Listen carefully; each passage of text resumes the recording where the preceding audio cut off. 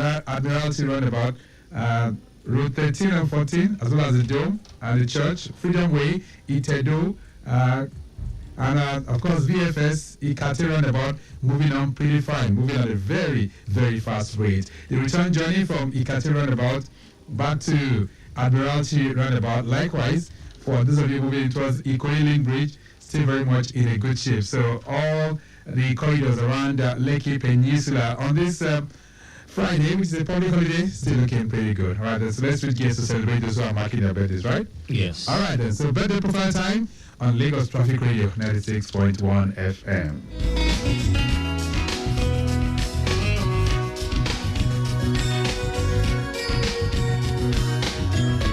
All right, then, so happy birthday to Oluwole Ezekiel, who is a member, Eco Boys to Men Association of Lagos. We are wishing you the very, very best of this day, and it's our prayer that this year will find you a better person. And of course, Dr. Wumi Salako, past President Rotary Club of Agege District 9111 of Nigeria, celebrating today. Happy birthday to you. All right, Rotary and Salako, we wish you the very best. The entire members of the club, they're celebrating you. Celebrating today as well is my Oga as well, Funke Moore, former General Manager, Radio Lagos, Eco FM, and of course Lagos Television. All right, we wish you the very best of this day. Mrs. Moore, have a great day as you celebrate. Ridwan Abiola Salami is celebrating on this special day. Lagos is blowing out the candles for you. Happy birthday. Mr. and Mrs. Collier Stephen, I understand this is your 16th wedding anniversary. Ooh, it's a big one indeed. All right, happy birthday to you. Happy wedding anniversary. Congratulations. That's right. All right, Stephen Bagudu Ulumba. Nigeria Customs Service. I understand you are of the Nigeria Customs Service. It's your special day. Lagos loves you, and we're celebrating you. All right, then celebrating today as well is Mrs. Fumi Ajamagbiso, and that's Director of Finance and Accounts, Office of Drainage Services and Water Resources, right here in Lagos. Happy birthday to you. And our own Adeswa Ejoyoka of Lagos Traffic Radio's News and Current Affairs Department is celebrating today. It's your special day. Wow. And well, we hope the cakes are coming in. So this one is September baby. Ooh, I never knew that. All right, so congratulations to you. Adeswa, happy birthday. And Rotarian Uduwisi Akondu is of the Rotary Club of Agege District 911, Nigeria. Entire members of the club, we are celebrating you today and we're wishing you well. Barrister Kunle Olale is equally celebrating. We understand you are uncle to Deji Aibiu. Yes. Well, congratulations to you, Barrister Kunle. Happy birthday to you. All right, Dr. Solomon Olabi is of the Department of Geology, University of the Free States in South Africa. A big shout out going out to you on this wonderful day.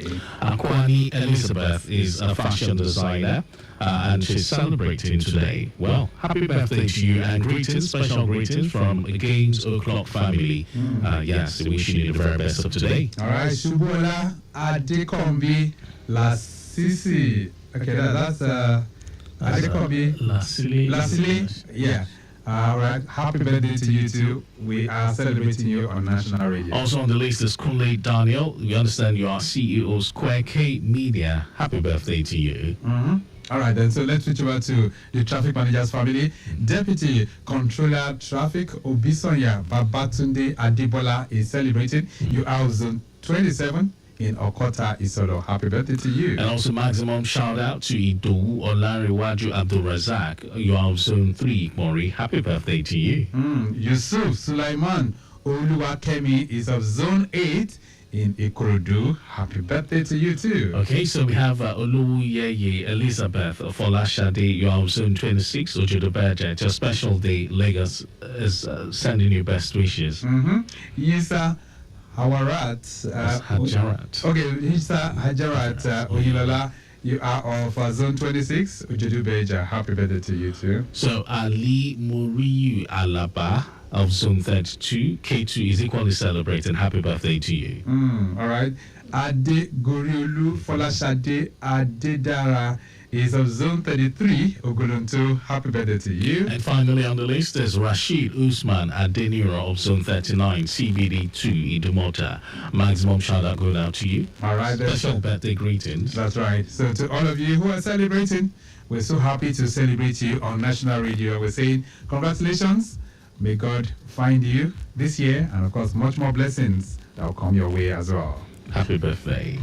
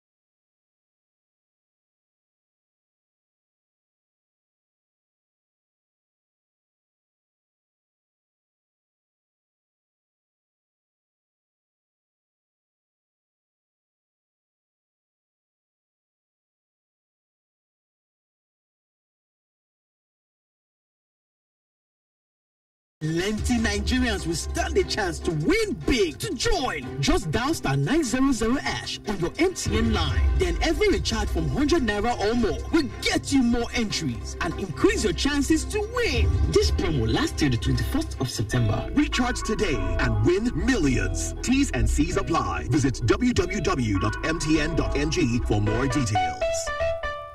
Pass me the ball, Joe. See, now who the lip come so? I hear you. Hey, oh boy, which time they don't limp with walking stick now? My muscle have dropped. Since that yesterday game, he come like say, by the time I muscle to my bones. Harry, now say you come the use stick water like Papa. You never hear of Vilicin Balm? Vilicin Balm na brand of methyl salicylate and menthol crystal. They will give you effective and soothing relief from body pain, aches, lumbar and rheumatism. Whether na for work or play, Vilicin na effective soothing balm for old and young people them. Harry, my man. Now you the people like this? Where you walking stick now? Vilicin Balm, rub balm for cold, catarrh, aches and pains. Vilicin Balm, na daily need industries they make them. If you not better after 3 days, I better go see your doctor. Oh, what did happen now? No bonus for all my line. No panic, as MTN don't carry better gist call. Every 6 minutes you talk, MTN go dash you 3 extra minutes. Fiam to enter MTN better gist. Dial *123*2*1# or text BG to 312. T and C's apply. Darling, now we don't chop finish and don't rest. Keep your promise. Tell me more about malaria. That last time, you talk saying that for this country, malaria they keep people pass for the whole world because 1 out of every 4 Nigerians get them. Yes, my dear. Malaria is dangerous if person not treat them. Na plasmodium they cause them, and na female anopheles mosquito they spread them. Thank God say I not be female mosquito. Sign of malaria na headache, loss of appetite, muscle and joint pain and fever. But not be all fever be malaria. That na why to dey take medicine for suspect malaria they dangerous. Apart that one, to dey prevent malaria na im better pass. That na why we dey keep our environment clean, chacha, and they sleep inside insecticide treated net. Hey, now I don't get better knowledge about malaria. Thank you, my dear. Your life dey precious. Malaria fit kpai person. Act against them sharply with Malaria Combat Code. Prevent, test, treat, track. PTTT. This message na from Society for Family Health with support from Lagos State Government through the Malaria Impact Project.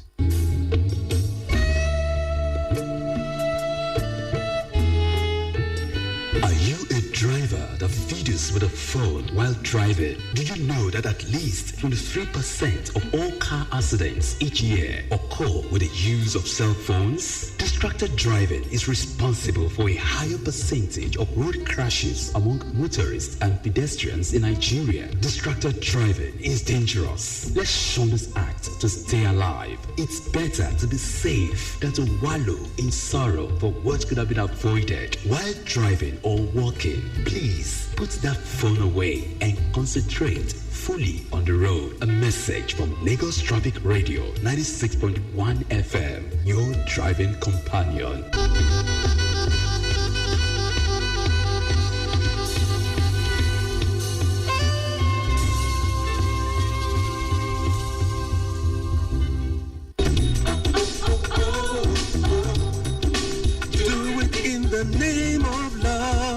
My name is Alex Ogugwa Okorigwe, popularly known as Alex O. Listening to traffic officials' directives will go a long way in reducing traffic gridlocks on our roads. They are there in your best interest. Obey them and have a smooth drive in Lagos at all times. This is a message from Lagos Traffic Radio 96.1 FM, moving Lagos forward.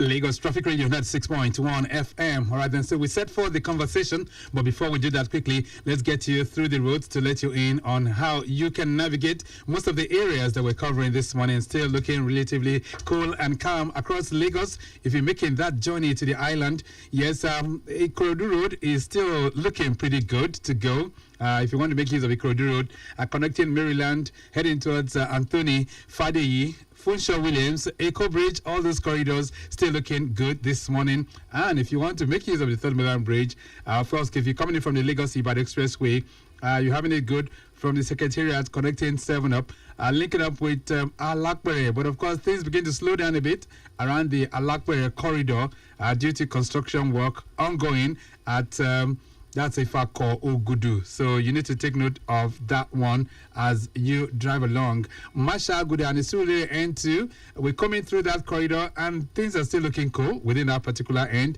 But earlier on from the control room, we had a report of a lone accident involving a loaded 40-foot container laden truck with brake failure that's stuck on the median at Lekki Inward Sandfield.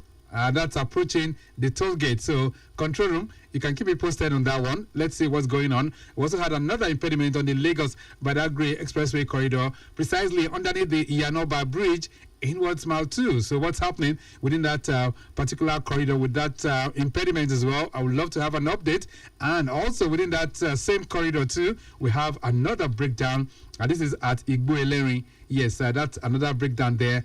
Control room, you can keep me posted with that one. But other than that, most of the areas that we're covering are still looking pretty good. Lagos, Abeokuta Expressway, very, very good movement coming in from Yanokwaja, Dokwemu, Cement, Ilezik, down to National, still looking pretty fine, all the way to Oshodi. Very nice drive is what you would experience. And of course, the Lekki Aja corridor too is also looking good. So that's what the summary of traffic is looking like on the program this morning. All right, then. So on your side mirror today, we are tackling very, very tough issues that affect our communities in a bid to improve our physical and mental well-being. So we are zooming our camera lenses on sexual and gender-based violence, a pervasive problem that affects millions of Nigerians. Now, according to recent statistics, 1 in 4 women in Nigeria experiences physical or sexual violence in their lifetime. The National Demographic and Health Survey, as the NDHS 2018, reports that 31% of women aged 15 to 49 have experienced physical violence, while 6% have experienced sexual violence. In response to this crisis, various organizations and government agencies are working tirelessly to provide support services, raise awareness, and advocate for policy changes. And one of such government initiatives is the Lagos State Domestic and Sexual Violence Agency, DSVA. And joining me on the program this morning to reflect on the roles of DSVA in sexual and gender violence prevention and support is Titilola Vivo Adeniyi, who is the Executive Secretary of that particular agency, and she's linking up with us on the phone line. Madam, it's nice to have you join us. Good morning. Morning, Mr. Victor. Great to be here. Wonderful. All right, so we'll come to some of the interventions that you are bringing on board to prevent DSV, that's SGVA, that's sexual and gender-based violence. But first things first, very recently, I know your agency came up with some detailed statistics on the prevalence and perhaps the rate of sexual and gender-based violence that we have in the state in the past 1 year. Can you just run us through that? All right, thank you so much. So on the 30th of August, we addressed the press via media parley, intimating the press of our activities between August 2024 to August 2025. Right. And that's the way we kick off our awareness month, which is the month of September. And it's important that we continue to keep the press abreast of our activities and our interventions so that it can help us amplify our zero tolerance message. Right. So we informed the public that in the period under review, the DSVA received a total of 8,692 cases, bordering on domestic violence, sexual violence, and other forms of gender-based violence. Right. Out of that figure, 5,063 were reported by adults, and 3,629 were reported by children. Interestingly, we've seen an increase in reportage from men. Okay. Last year, we attended to about 334 cases from men.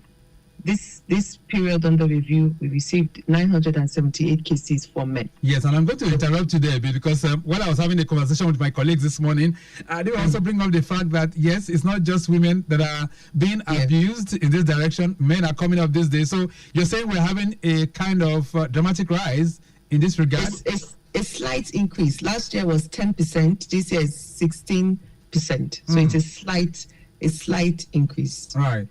Okay, so these records speak to a whole lot in terms of the prevalence of sexual and gender-based violence still in Lagos. But from what you see, the consciousness level, Lagosians getting into it to realize that this is a crime and perhaps the response to it as well?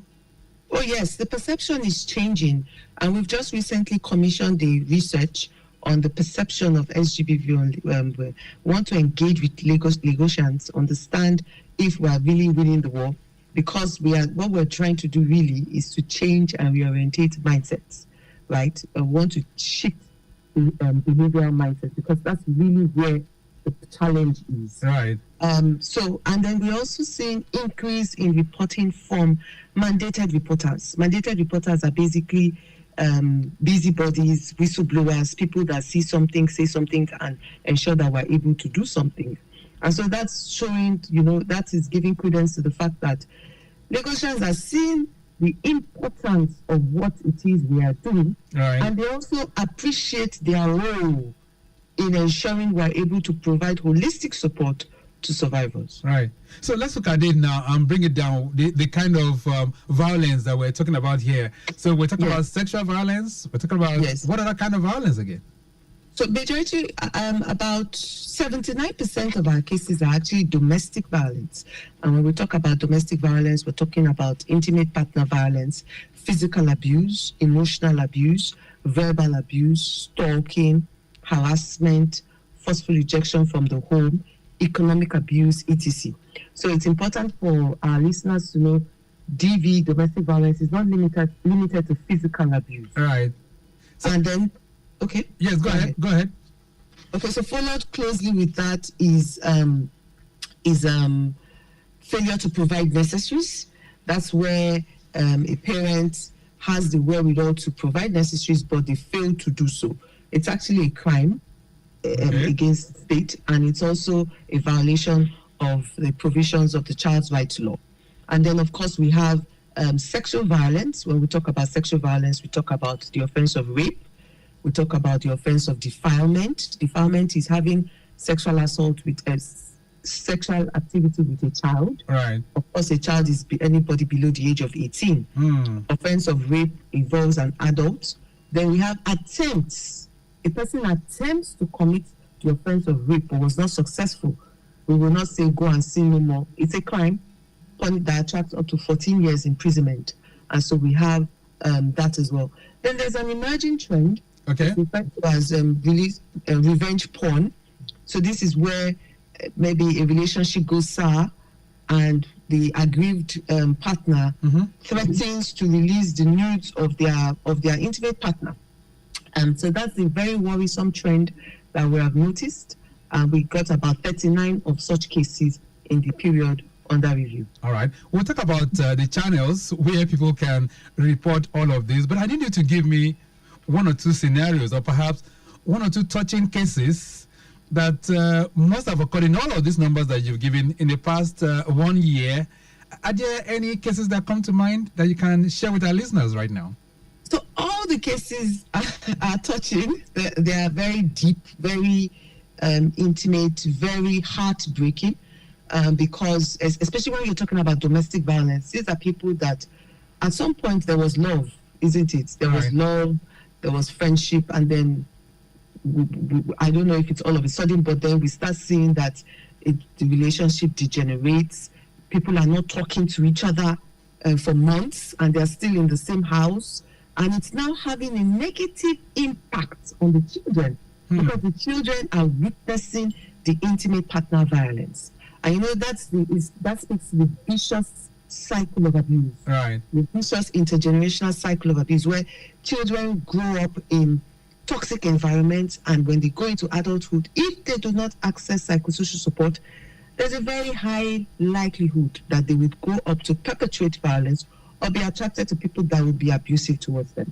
So that's very, very heartbreaking. Right. Sexual violence, you know, a good number of survivors are abused by people that are supposed to be, that they are in a fiduciary relationship with. Right. So parents, caregivers, school bus drivers, you know, neighbors, people that are supposed to care and protect these children. And so it's always very heartbreaking when we get such cases, especially when it emanates. All right. Okay, then. So I know of the kind of interventions that you guys are bringing to bear, but does it appear that your impact is majorly felt in the urban centers? What is DSVA doing in rural communities? Oh, no, we know that, you know, this issue is not a respecter of community, age, class, or creed. And it's important for us to continue to go to the communities, the grassroots, where we have the population, where these issues can thrive because of the culture of silence and maybe economic factor. And so what we've been doing is actually embark on door-to-door community mobilization. And we're working with the formal and informal structures in the community. Before now, we used to work with the local government at the local government level. Right. But since last year, we started working with the CDCs, the CDAs, the community leaders, those informal structures, the market men, market women, artisans, where we now have focal persons in the communities. These are people that have now been trained to receive reports, because these are people that ordinarily, these reports come to them. But it's important that we build their capacity to be able to provide appropriate referrals when these cases are reported to them. And we're seeing it in our data. We're seeing it in the numbers. The likes of Alimosho, Etiosa, Ikorodu, Oshodi, Solo. We're going to the communities, going to the grassroots to reach our people with the message, our zero tolerance message. All right, then Lagos Traffic Radio, that's 6.1 FM flash update coming in from the Igbo-Elenri corridor. We did tell you of a breakdown there at Ojo, but the good news is now off the road, so it's much better. That's Igbo-Elenri Junction on the service lane inwards Yanoba. So things are looking much better within that direction. All right, so Titilola Vivo Adeni, while it is commendable that a whole lot has been done in terms of intervention, let's talk about this prevalence. So it is something that is happening and it's a regular occurrence. So is it to say there are lots of things that are driving all of this? So what can you say from DSVA's perspective? What's the cause of the increased rates of sexual and gender violence cases that we have? So we believe that these issues have always been there. And what we're seeing now is that we're gradually breaking the culture of silence that encourages the perpetration of gender-based violence. And we believe it's attributable to three, it's not exclusive, but three major factors. The first one, there's heightened awareness. Okay. Not just from government alone, but from non-governmental organizations, CSOs, that are in the communities. Also, due to the fact that GBV prevention and response is being mainstreamed into the different sectors of our society, into the education sector, into the health sector. GBV is now viewed as a public health concern. It's also been streamed into the security sector. So we're seeing increase in awareness about the issue, and therefore it's translating to increase in reporting.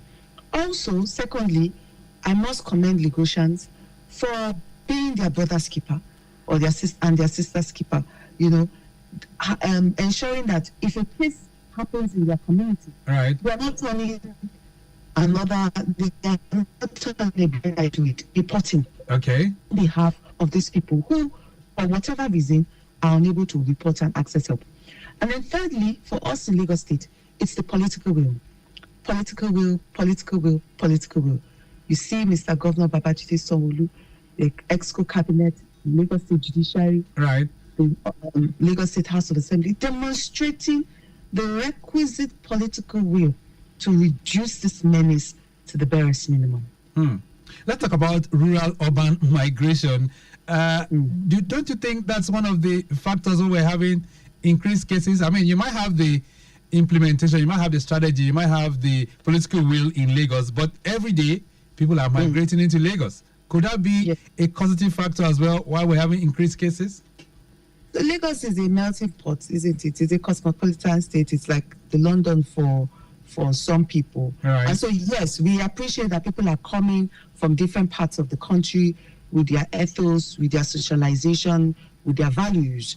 And that's why we must continue to engage. We must continue to engage with the residents, communities, ensure that, irrespective of where you come from, your values, who you are, you understand that Lagos State has declared zero tolerance for all such forms of sexual and gender-based violence. And if you are in the state, you have a duty to comply and conform to the provisions of the land.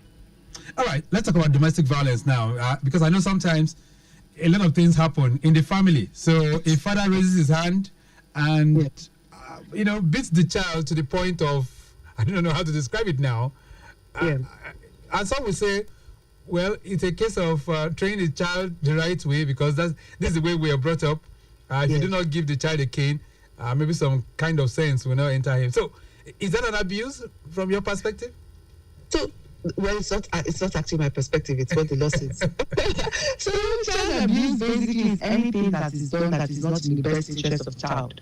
As safeguarding officers, we have a duty to ensure full implementation of Section 1 of the Child Rights Law, which basically says anything we do, it must be in the best interest of the child. So we are not saying that parents should not discipline their children. Okay. But when you are disciplining your child and then you leave permanent or lasting scars on them, you have moved from discipline to abuse. A mother who makes incisions on her daughter's face and puts pepper on it because she took an extra meat from the pots, that is not discipline, that is abuse.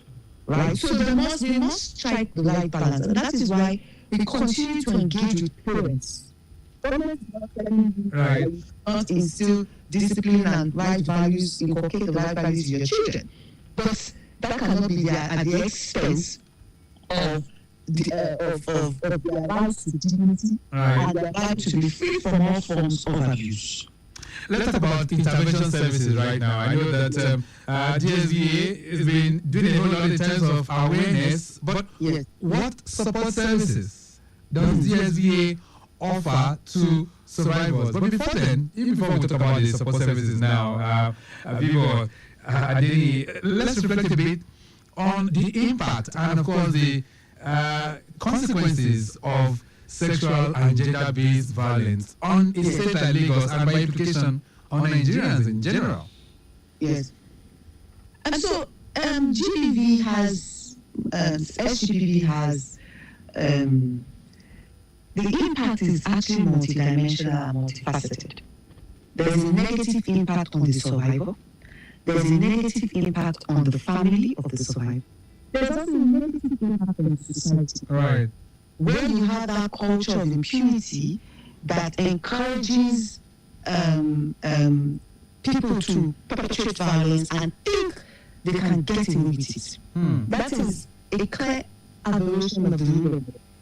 And so it's important that we understand that this issue, not just the person that has experienced it, that bears the brunt. The entire society bears the brunt of it. Behind every statistic is a person, is a human being, is a destiny, is a future, is a family. And so that is why we all must see ourselves as mandated reporters, and we all have a role to play in reducing this menace to the barest minimum. All right, so let's talk about the services now. So what services does DSVA offer to survivors of SGBV? Yes, so our statutory mandate provides that way to provide holistic support to survivors. Okay. So a survivor of, let's give an example of a survivor of sexual violence now. A child has been abused sexually, or a woman has been raped. Medical intervention is important because you have been exposed. We have designated health facilities, general hospitals, primary healthcare centers, sexual assault referral centers, such as Miracle Center and Warwick, where survivors can access free medical services. Okay. They have head-to-toe forensic medical examination. They have access to medical, to drugs such as PEP, post-exposure prophylaxis, to reduce the chances of contracting STIs and STDs. And then there are routine tests that are conducted, HIV, hepatitis B, and all of that. Right. And then survivors also need to access psychosocial support. Well, not all, but some survivors or most survivors will need to access psychosocial support because they've gone through a traumatic incident. And that's where the role of the clinical psychologists come in, to be able to assist them on their road to healing. Some survivors of sexual violence may also need to be empowered in the sense of perhaps the case has gone viral and the whole community is aware of the situation. It's important for such survivor to be removed from that environment. Okay. So that their healing process is not tampered with. And then, of course, access to justice. We're talking about a crime. A crime has been committed. And so it's important for the perpetrator to be brought to book. And that is where the intervention of the police comes in, to ensure that they conduct proper investigation and the Ministry of Justice is able to prosecute at the High Court. So survivors require a myriad of services. Legal support, medical intervention, psychosocial support. They need to be empowered, and of course, access to justice. All right, the Lagos Traffic Radio 96.1 FM. This is your side mirror, and this morning we are reflecting on the roles of the DSVA, as the Domestic and Sexual Violence Agency, in preventing and, of course, providing support for survivors of sexual and gender-based violence. And if you're wondering who's speaking with me on the program this morning, I have the Executive Secretary of that particular agency, Mrs. Titilola Vivo Adeni. Getting back to the roads, we did tell you if you're trying to connect the island from the mainland this morning, the major connecting points are still looking good. The third mainland bridge, even though it's looking good, but of course, I didn't forget there's construction work ongoing at Ifako Ogudu. But beyond that point, in what Yanowo, things begin to get better. If you're connected from the Bagada end as well, it's also looking pretty smooth. Ikorodu Road, not bad at all. And the Golden corridor, we did tell you that there was a broken down articulated vehicle there, but it's now off the road. We're still tracking the one at Yanova inwards mile 2. There's another breakdown there, an articulated vehicle that lost its brakes. So that one is also receiving attention, and we'll let you in on much more as it relates to your movement. But if you want to join the conversation this morning, as we reflect on sexual and gender-based violence issues. Feel free to connect with us. We have the Executive Secretary of DSVA on the program, so if you have any questions for her, feel free to connect with us, and that's on 080 99120777 and 091 5387 7127. Okay, that's 091 5387 7127. And of course, we'll be there to pick it. Do I have a call? All right, hello there. Hello. Yeah, good morning, Victor. Yeah, good morning. Yeah, Comrade Daniel. Yeah, Comrade Daniel, it's nice to hear from you. I have Titi Lola Vivo Adeniyi on the program. Yes, good morning, Mr. Adeniyi. Good morning. Yes, go ahead. Victor, I want to ask your guest. The victim of domestic violence. What are the measures taken to rehabilitate them when something are reported to the agency? And secondly, how do they counsel such persons in terms of people, stigmatization, stigmatizing those people involved? And thirdly, the issue of those who are untouchable, the top in the society, who are involved in this domestic violence.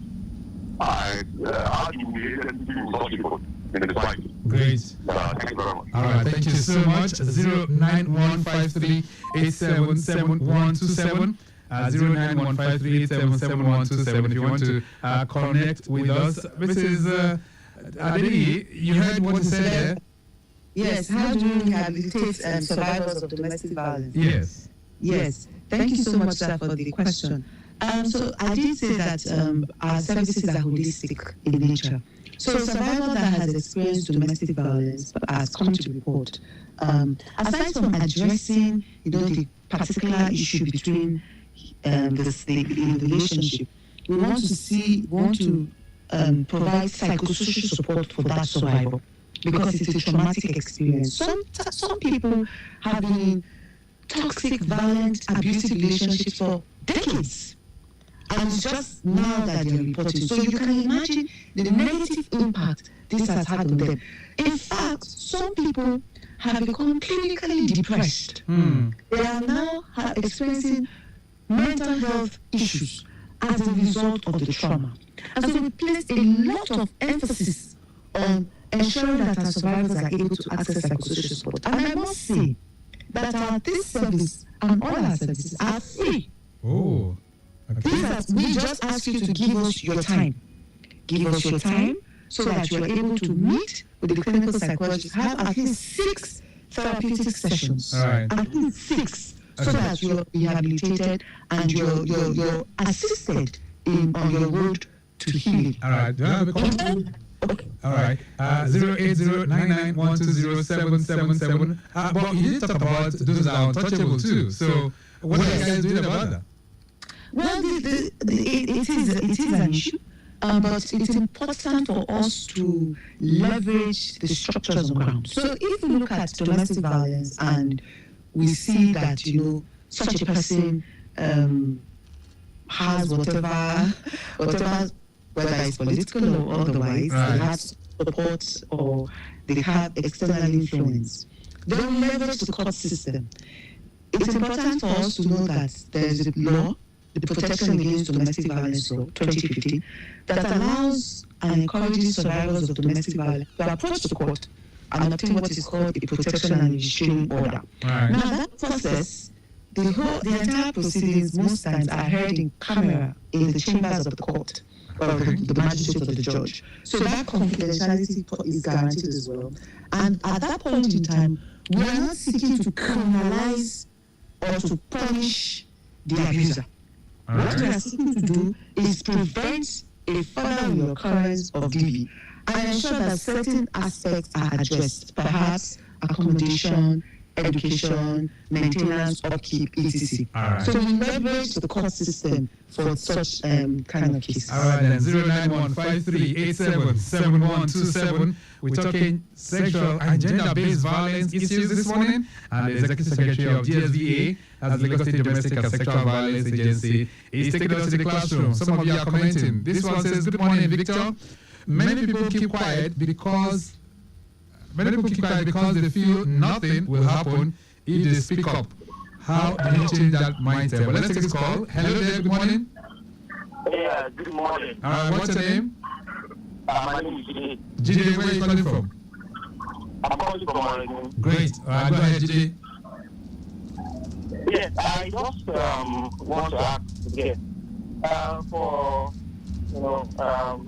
girl that as a girl that I'm worried. I don't want my daughter to be defiled, subject to sexual abuse and all that in school and all this stuff. What are the signs that we can see, or what are the signs to look out for as parents, to know that such a thing might be happening or not? Great question, Jide. Thank you so much. Thank you. Great question, Mr. Jide. So usually there's a change in behavior in the child. Okay. As parents, as caregivers, we have to be extra vigilant and observant. There's usually a change in behavior. Perhaps the child used to be, very probably life party. All of a sudden, the child is withdrawn. Okay. The child is apprehensive of a particular person. Go and greet Uncle so. The child is refusing to leave your presence. There's a sign. Instead of you to beat the child and push the child, call the child aside. What is going on? What happened? Why don't you want to go and say hello to this person? You might be surprised what that child will disclose. Oh. There are also things like regressional milestones. Maybe a child has stopped bedwetting, all of the child resumes bedwetting. It's not necessarily that it's happening, but it's an indication that something is happening. The child is petrified about a particular individual. The child has become is exposed to sexual activity. It's important that, as parents, we realize that a perpetrator of sexual abuse doesn't just see the child today and abuse the child today. Right. There is a process called grooming. The pedophile, the perpetrator, grooms the child, wins the trust of the child, and then exposes the child to sexual activity. Some start off with exposing the child to pornographic content, and then eventually to the sexual activity. Which is quite unfortunate. But let's take some more reactions. 09153877127. Yeah, the first reaction was say many people keep quiet because they feel nothing will happen if they speak up. How do you change that mindset? Dominino is sent that one from Oshudi. Another one here says, "Good morning, Lagosians." Okay, let's do this call first of all. Hello there. Hello, sir. Good morning, sir. Good morning. Yes, my name is Femi. I'm calling from Magodo. All right, Femi from Magodo. Go ahead. Yes, I wanted to just also add that, in this part of the world, Africa, part of the large majority of poverty, sexual abuse is not going to be, I don't think it's going to be from the place of where the child doesn't want to be an uncle. I think the more the child wants to keep on being that uncle, especially if you're younger and quite like 15, but that's what we see mostly in our young kids these days. It's not about fear now. They already groom them so much, they give them what their parents cannot teach them. When your child always wants to go out, your child will be bigger apple than you. I think the first time for your child to really be abused, but maybe because it's getting financial gain, it's not going to complain about it if it goes out or if this is a part of something. Okay. All right, thank you so much, Femi, for that. What do you make of that, Titilola Vivo? I didn't hear him clearly. I think he said something. Okay. It's much more of, the poverty level is such that that uncle will be giving that child or that daughter money that might be irresistible. And so that might also fuel the issue of this sexual abuse. So I think that speaks to the upbringing. So what have you told your child to do if somebody gives you money? Are you to spend it, or are you to come and show the parent, right? So when the parent sees that this child keeps coming back with an amount of money, then the parent has a duty to go and meet this uncle. What is going on? Why do you keep giving this child money? Because I agree with him. That's an opportunity that such an uncle can take advantage of. All right, let's look at the more reactions. Yeah, hello there, good morning. Hello? Okay, we lost that. This one says, good morning, Lagosians. How do you handle cases where the abuser is a family member? Family member and the survivor doesn't want to disgrace the family. Mr. Jimo is sending that one in. Jimo, thank you so much. What would you say to that, Tilola Vivo? Yes, it does happen. We have cases of incest. That's where the father is sexually abusing the daughter, or a stepfather or an uncle. It does happen. And then sometimes we even have situations where the mother of the girl is aware that it is happening, but she tells the child to, keep it under wraps. So it does happen. So what we do is we come in, we assess. We do this in partnership with the Ministry of Youth and Social Development. We have social workers that go in and assess. We remove the suspect and then assess if it is safe for the girl to remain in that setting, especially if the mother is complicit, because we know that may even affect the prosecution of the case when the case gets to court. All right. So government can come in, remove the child for a while, and then place the child with another trusted family member. All right. And then we've also had instances where we see that, that woman herself is a victim of domestic violence. And so we always say that a person in shackles, it's very difficult for a person in shackles to free another. So we work on that woman as well to assist her to come out of the violence. All right, 09153877127. Well, it's a topical issue. Lots of you are really commenting. This one says, good morning, sir and Mrs. Vivo. Are there any channels at which men can report cases of domestic violence at your agency? Sheung from Akute is sending that one in. Another one here says, what if underage child meets a grown-up adult, being man or woman? The underage wanted the adult to have sex with him or her. Can you say it is sexual violence or abuse? That is underage. The underage is the one asking the adult for sex right now. Says, yes. my name is Hope from Ikeja. Hope, thank you so much. So if you have that kind of scenario, Vigo, what happens? Okay, so the first one, yes, it's the same channel. There's no discrimination. We're for both genders. So men experiencing violence can reach out to us on our toll-free line, 08000 333 on social media. They can walk into the office, whatever channel that that they are more comfortable with. They can use to reach out to us. Now, for a child that is going, that is soliciting for sexual... An underage now. Let's put another age. Let's say 15, 16-year-old now. So yes, that's still a child. A child is anybody below the age of 18. Okay. Right? It's under the law, it's clear. A child lacks the capacity to give consent, even if he or she is the one that initiates it. So as an adult, you will not say, oh, she came on to me or he came on to me. If you engage in any sexual relationship with a person below the age of 18, and it involves penetration, guilty of a felony, liable to imprisonment for life. So it doesn't matter if she's the one that's luring you. It is immaterial. Immaterial. Is the law being fair in that regard? Well, until the law is changed, that is the provision of the law.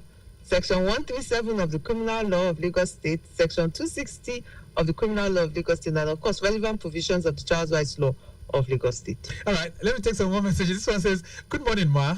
I am Jumoke. Please, Ma, if someone is being abused from...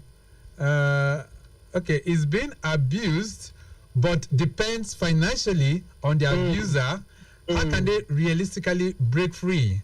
Thanks. Okay, Jumoke, thank you for that question. So how can they do that? It is an issue. And so that's where we talk about support services, holistic support. Government will not be able to restore you to how you were before, but government is there to support you to be able to stand so that you don't go back to the abuse. And so that's where we have skills acquisition programs, empowerment programs run by Ministry of Women Affairs and Poverty Alleviation, Lagos State Employment Trust Fund, Office of Civic Engagement. And then DSVA, we have a trust fund for high-risk survivors, where we provide grants to high-risk survivors for purpose of business, accommodation, health intervention, and even education. So we don't just say speak up and speak out. We are there to support. All right. One more question before we begin to round things up. This one says, good morning, Victor. Does DSVA do anything to rehabilitate or reorientate offenders, or is the focus only on survivors? You didn't put your name, but thank you so much.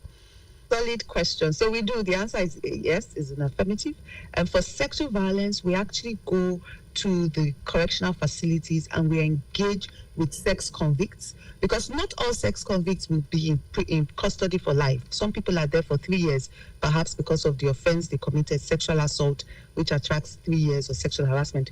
And we know that there's a high level of recidivism if they come back, if they are reintegrated, if they come back into the society and they're not able to access psychosocial support.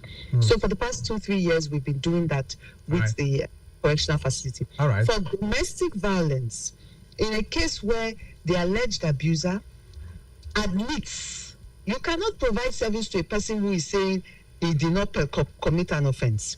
Right. But in a situation where the abuser says, yes, I agree that I have a problem, of course, we have our clinical psychologists work with them to assist them either in terms of anger management, coping mechanisms, improving their communication skills, etc. All right. So we do that where the perpetrator admits to perpetrating violence. Let's begin to round this one off. Okay. Aluko Isaac says, good morning, Victor. Kudos to our guest and the agency she represents. Please, what efforts are in place to get down to the grassroots and involve community leaders? I know you are a community advocate. It says too, is there a way most of the community-related programs can be syndicated on all radio stations? Keep up the good work. Oluwaloko, thank you so much for that. Anyway, I know you talk about some of your collaborations, but time is not really our friend this morning. Yes. What's the numbers that people can call if they want to report any sexual and domestic violence issue to you?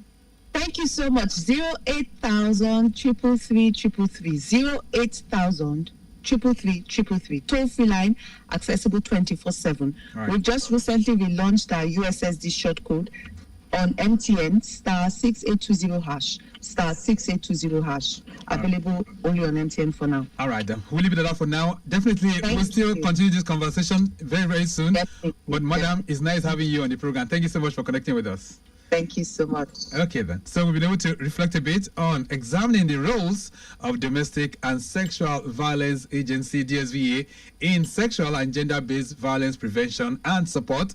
And Titilola Vivo Adeniyi, who is Executive Secretary of that particular agency, has taken us to the classroom. We have to go. Mike James has produced the program, as usual. Maximum shout-out going out to Remy Aluko and Daniel Downsy of our social media unit. Our executive producer is Tayo Akonle. My name is Victor Oteri. Have a splendid day. I'll be back by 10:15 for the benchmark.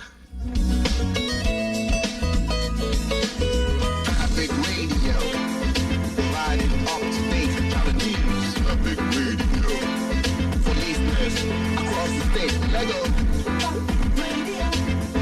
we can prepare your journey. Before you say it out, yeah. Traffic radio, y'all. Come on. We are traffic. Traffic radio. We got Lagos radio. Traffic. We got Lagos. Traffic all around. We got Lagos. Everywhere you go. Traffic all around. We got Lagos. West and south. It's the north.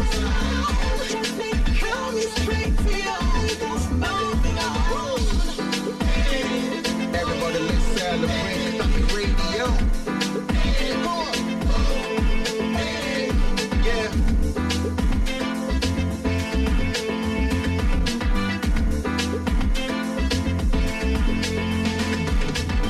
Traffic radio. The bomb. Buzz.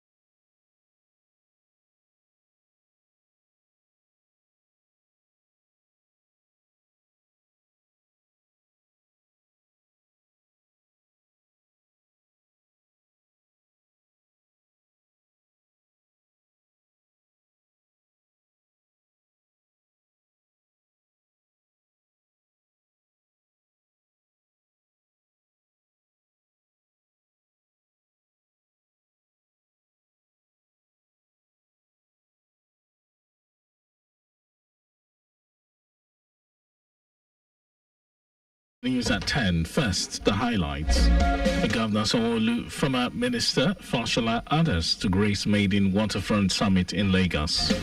Federal government predicts 5-day downpour, flooding in 14 states.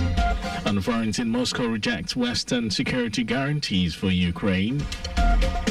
And in sports, Super Eagles midfielder Dele Bashiru expresses desire to play at 2026 World Cup. And now the details. I am Mike James. To tackle the menace of man-made problems along its coastline, Lagos State government is set to hold first ever Lagos Waterfront Summit, with over 500 global experts expected to be in attendance. While briefing journalists ahead the event at Alausa, Ikeja, Commissioner for Waterfront Infrastructure Development, Dayo Bush Alebiosu, said the move will protect the coastline and raise its standard to be able to compete favorably in line with international best practices. Bush Alebiosu described the summit as a groundbreaking event poised to redefine the future of urban waterfronts globally and mark a pivotal moment in the evolution of waterfront development, offering unparalleled opportunities for collaboration, innovation, and sustainable growth. What's happening to the lagoon is different from what's happening on the Atlantic coastline. However, when you take a look at it, our existence as a people depends on the lagoon. Without the lagoon, we can't be sat here today in this building in the press center. We're dealing with all sorts of things. But what do you do when it's an act of God? You can only pray. But when it's an act of man, then it means you don't pray to man, you talk to man. You need to speak with each other. How does it concern us? It concerns everybody. Bush Alebiosu said key highlights in the summit include global perspectives on best practices in waterfront development, showcasing successful projects and innovative strategies. Sustainable development focusing on practices that ensure waterfront projects contribute positively to both the economy and the environment, technological innovations and smart infrastructure solutions. The event will hold on Thursday, 11th of September, with the theme, The Lagos Experience.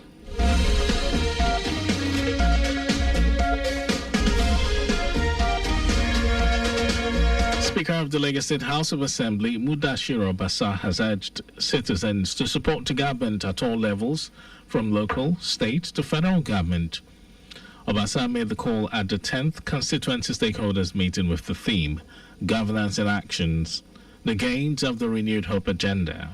He said the essence of the stakeholders meeting is to intimate constituents of government's achievements vis-a-vis the mantra of the administration of President Bola Tinubu and the impact of collaborative efforts between the government and the citizens from the federal to local government level. Obasanjo stressed that the initiative is aimed at community engagement and transparency, emphasizing the need for continuous engagement between lawmakers and the people they serve. Representing your people is not defined by the number of laws you initiated, but now constant to interact with your people because you are representing everybody. The man is prison, you must ensure you reach out to him. The man on sick bed, you must reach out to him. In the same manner, you reach out to Kakisi, the other.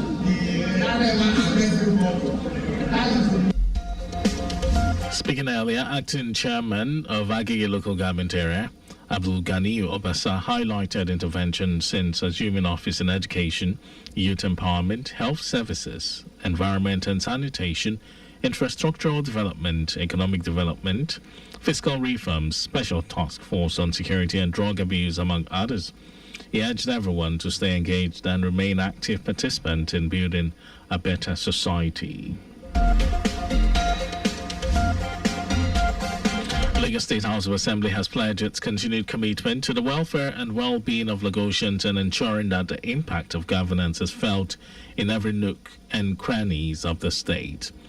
Lawmaker representing Oshodi Solo Constituency 1, Olukayode Ogundikpe, stated this during the 10th Constituency Stakeholders Meeting, held simultaneously across 40 constituencies of the state. Speaking on the theme, Governance in Action, the gains of the Renewed Hope agenda, Ogundikpe said through the integration of digital platforms and technology-driven governance, the administration of Governor Babajide Sanwo-Olu has streamlined service delivery, which has empowered citizens by bringing government closer to the people. Ogundikpe also noted that under the leadership of President Bola Tinubu, the nation has witnessed an inspiring transformation, innovation, and some notable achievements, which include economic reforms and recovery, infrastructure and urban transformation, security, as well as other digital transformation. According to him, the introduction of the Nigeria Education Loan Fund for students in tertiary institutions across the country will bridge the financial gap and increase access to higher education for qualified students. Integration of digital platform and technology-driven governance. The Sanwo-Olu administration has streamlined service delivery. This has not only boosted efficiency, but has also empowered citizens by bringing government closer to the people. The proactive engagement between the executive arm and the Lagos State House of Assembly, ably led by the speaker, Right Honorable Dr. Mudashiru Ajayi Obasa, has led to the passage of progressive laws that support social welfare, environmental sustainability, and infrastructural innovation. Ogundikpe added that the Renewed Hope agenda is a deliberate blueprint for national recovery and sustainability, designed to lift millions of people out of poverty by unlocking economic opportunities for all Nigerians. Inspector General of Police Kayode Egbetokun has appointed Benjamin Hundeyin as the new Force Public Relations Officer, FPRO. Outgoing spokesman of the Nigeria Police Force, Muyiwa Adejobi, confirmed Hundeyin's appointment in a statement in Abuja. Following the appointment, Egbetokun charged him to leverage his communications and security experience to bolster the force's public relations activities and ensure continuous positive relations with the public. Until his appointment, Hundeyin was the spokesman of the Lagos State Police Command and will take over from Adejobi, who was redeployed to the Delta State Police Command. And now to the rest of the stories. The Federal Ministry of Environment has issued a flood alert for 14 states, warning that 43 locations across the country may experience heavy rainfall that could lead to flooding between September 4 and 8. The alert was issued and signed by the Director of the Erosion, Flood and Coastal Zone Management Department, Usman Bokani. He noted that the warning comes as the country grapples with the dual challenge of climate change and inadequate drainage infrastructure, making many communities vulnerable during the rainy season. Flooding remains one of Nigeria's most pressing environmental challenges, often resulting in displacement, destruction of farmland, and outbreaks of waterborne diseases. The National Orientation Agency, NOA, has rolled out a nationwide sensitization campaign aimed at creating awareness on key government programs, disaster preparedness, public safety, and national values. The Director General of the agency, Larry Isa Onilu, unveiled the initiative during a press conference and stakeholders engagement session in Lokoja, Kogi State. Isa Onilu said the campaign will focus on 5 areas: government programs, flood mitigation, national security awareness, values orientation, and the National Identity Project. He noted that the campaign will reach at least 3 million Nigerians per state through community engagement. Isa Onilu stated the importance of patriotism, respect for national symbols, and the rejection of extreme practices that undermine Nigerian values.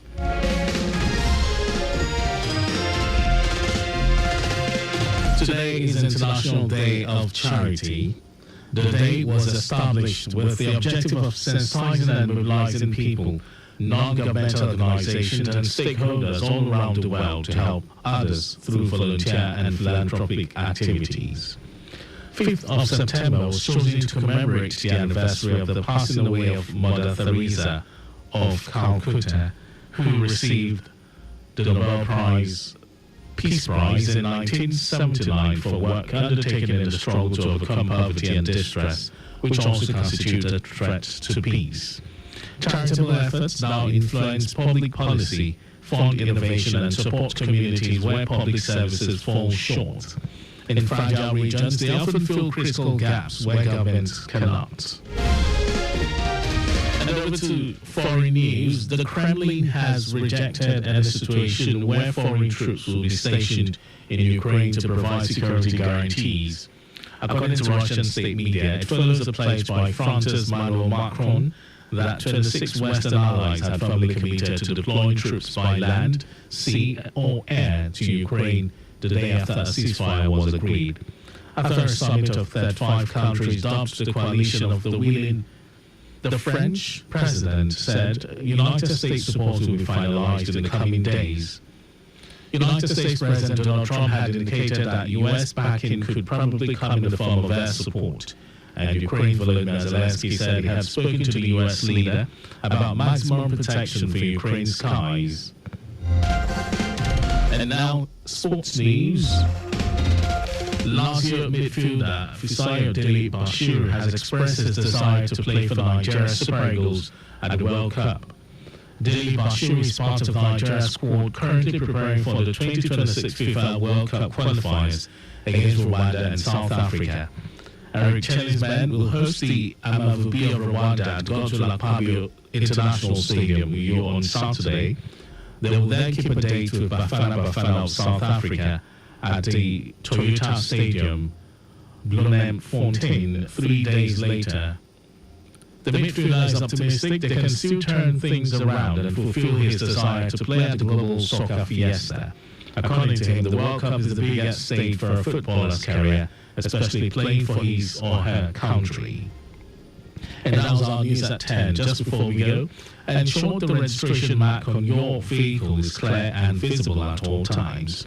You can follow us and like all our various social media platforms: X, Traffic Radio 961, Facebook, Lagos Traffic Radio 96.1 FM, Instagram, Lagos Traffic Radio 961. Subscribe and watch our news and programs. It's live on YouTube, Traffic Radio 961. And you can visit our website, www.trafficradio961.ng. You can also listen to Lagos Traffic Radio on my Lagos app for timely updates. Did you know that the Sanwo-Olu administration organized a forum for women across the 57 local government and local council development areas in the state with a view to enhancing their productivity and economic growth? You can get details on the Legacy Government website. And to end the news, here are the highlights of the major stories. To tackle the menace of man-made problems along its coastline, the Lagos State Government is set to hold first ever Lagos Waterfront Summit, with over 500 global experts expected to be in attendance. The Federal Ministry of Environment has issued a flood alert for 14 states, warning that 43 locations across the country may experience heavy rainfall that could lead to flooding between September 4 and 8. We also told you that the Kremlin has rejected a situation where foreign troops will be stationed in Ukraine to provide security guarantees. And in sports, Lazio midfielder Fisayo Dele Bashir has expressed his desire to play for Nigeria Super Eagles at the World Cup. And for contact with the newsroom, send a message to info@trafficradio961.ng. That ends the news broadcast compiled by Adiwalu Boroku. Thank you for listening in Lagos. My name is Mike James. Good morning to you.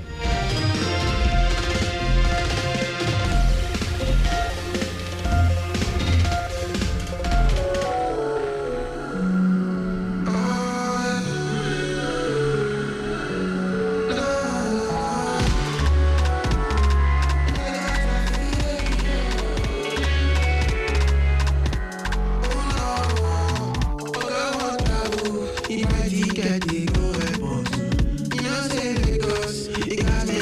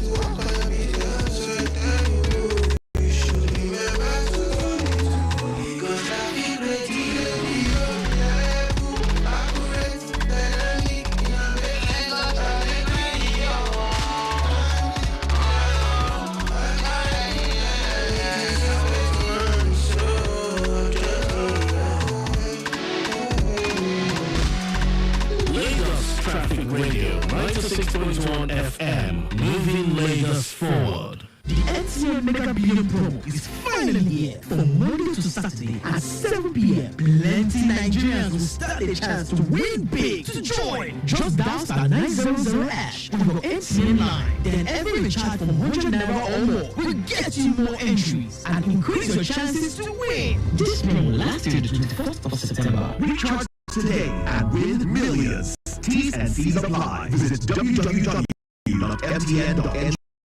for more details.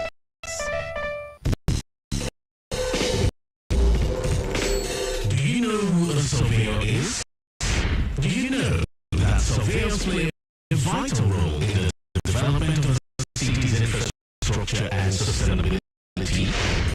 Yes, surveying is critical to the development of a modern society. The boundaries of our natural and constructed world are. But how well do you know these unsung heroes? Let's get into the world of the surveyors on the benchmark and our city's development. The benchmark is a 45-minute insight. Yes.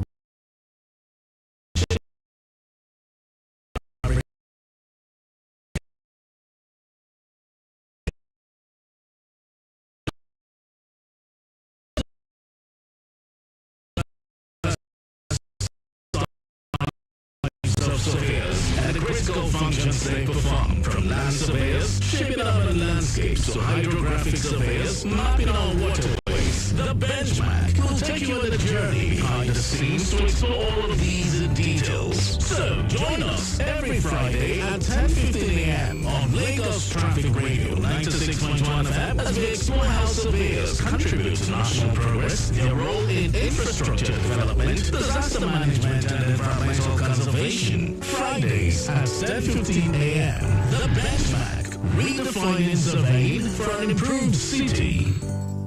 The NCA Mega Billion promo is finally here from Monday to Saturday at 7 p.m. Plenty Nigerians will stand a chance to win big. To join, just dial star 900 hash on your NCA line. Then every recharge from 100 naira or more will get you more entries and increase your chances to win. This promo will last till the 24th of September. Recharge today and win millions. T's and C's apply. Visit www.mtn.ng for more details.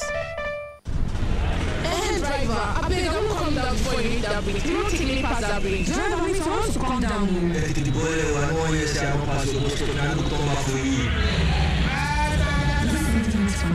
Isn't this Sylvia? Joyce, it's a lie. What a surprise. How are you? I'm fine, thank you, my dear. It's been such a while since I last saw you. You look so good. Oh, I'm doing well. But where are you going to? I'm going to that clinic across the road. How about you? Oh, I'm going the same direction, but the supermarket. Oh, okay, let's go together. I'm not going to cross the road. Cross which road? This busy road, Sylvia. No, I only use the pedestrian bridge now. You have time. I normally cross the road. I don't have time for pedestrian bridge. Sylvia, that is so wrong. Why put your life at risk when you can simply use the pedestrian bridge and save yourself from accidents? That's actually true. I never thought about it. Thank you, my friend. Oh, yeah, let's use the pedestrian bridge. Let's use the pedestrian bridge. Shall I go crossing the expressway again tomorrow when I'm not there? I won't. Thank you. My good people of Lagos, when going out and you need to cross the road, always ensure you use the pedestrian bridge. Pedestrian bridges protect you. Stay safe, stay alert, stay secured. This message is from Lagos Traffic Radio 96.1 FM. Moving Lagos forward.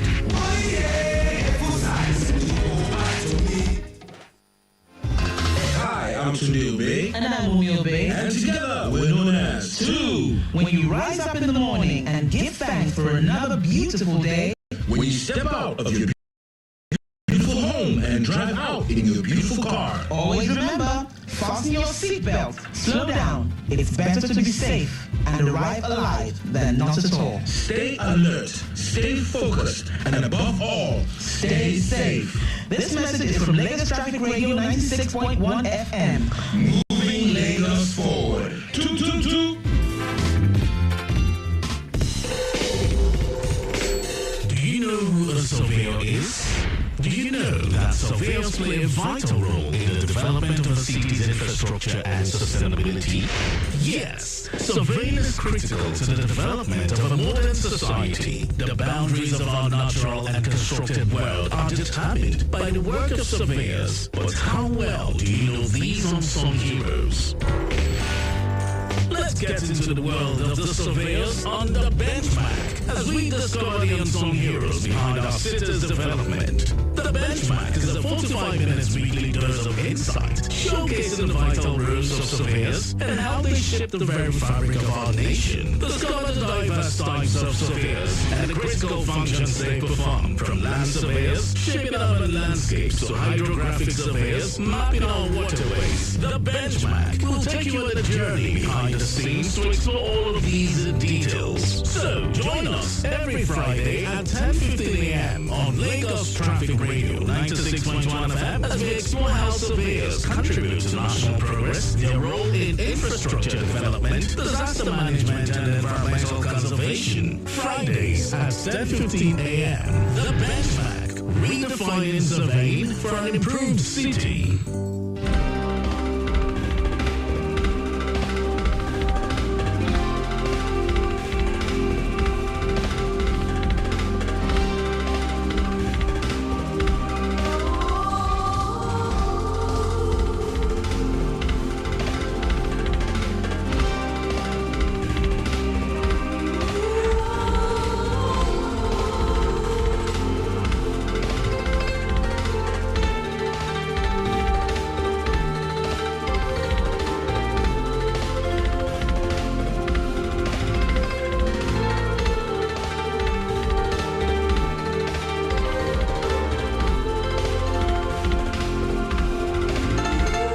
Lagos Traffic Radio 96.1 FM. You're welcome to the Benchmark. This is the program that talks all things surveying in a bid to have a well-planned and well-implemented city. This is courtesy of the Association of Private Practicing Surveyors of Nigeria, Lagos State Chapter, and they are doing all that it requires for people to have the right information so that when it comes to issues that relate to surveying, you can always deploy the best in terms of the professionals. You're welcome. My name is Victor Terry.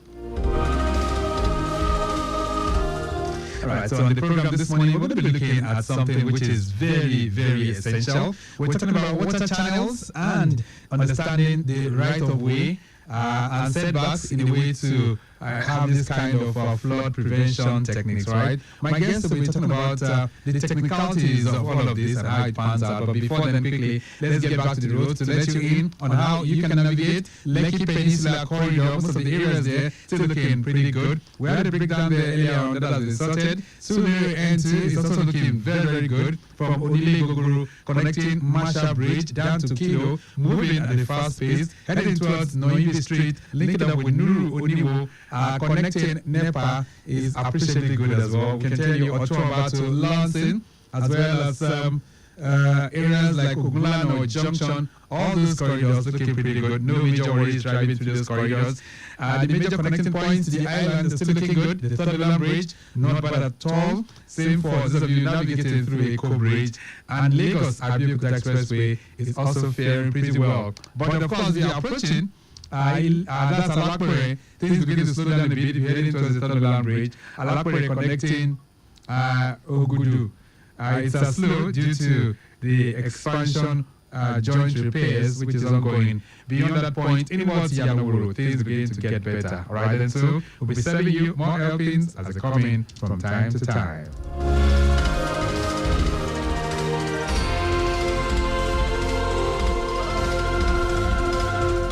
Alright, so on the program this morning, we're looking at Lagos water channels, understanding the role of the right-of-way and setbacks in flood prevention. We're doing that because even though we know it's not supposed to be the rainy season, but the rains are pouring and there are lots of warnings from the Nigerian Meteorological Agency as relates to flooding across several states. Lagos is not exempted, and that is why APPSN is concentrating on providing the right information that will help us manage all of this. So let me bring my guest to the microphone. Surveyor Adams Olubega Benjamin, member Nigerian Institution of Surveyors, is also the Association of Private Practicing Surveyors of Nigeria National Publicity Secretary, and also the Vice Chairman of APPSN Lagos State Branch. Surveyor Benjamin Adams, it's nice to have you back in the studios. Good morning. Good morning, Mr. Victor. Good morning, Lagos. Is it quite a while, well, we need to give other people the opportunity to come and say, make their own impact. Yes. And, nobody's an island. That's right. So it's pretty good. So you're welcome. Thank you very much. Surveyor Atiku Lukman is member Nigerian Institution of Surveyors. He's making his debut entry on the program. It's nice to have you in the studio, Surveyor Lukman. Good morning. Good morning, Lagos. And how are you doing? I'm very well. All right. Mr. Terry, thank you very much for having me. Wonderful. Yeah, it's your first time in our studios, right? Yes. Look to your left to see the big cameras. What do you make of them?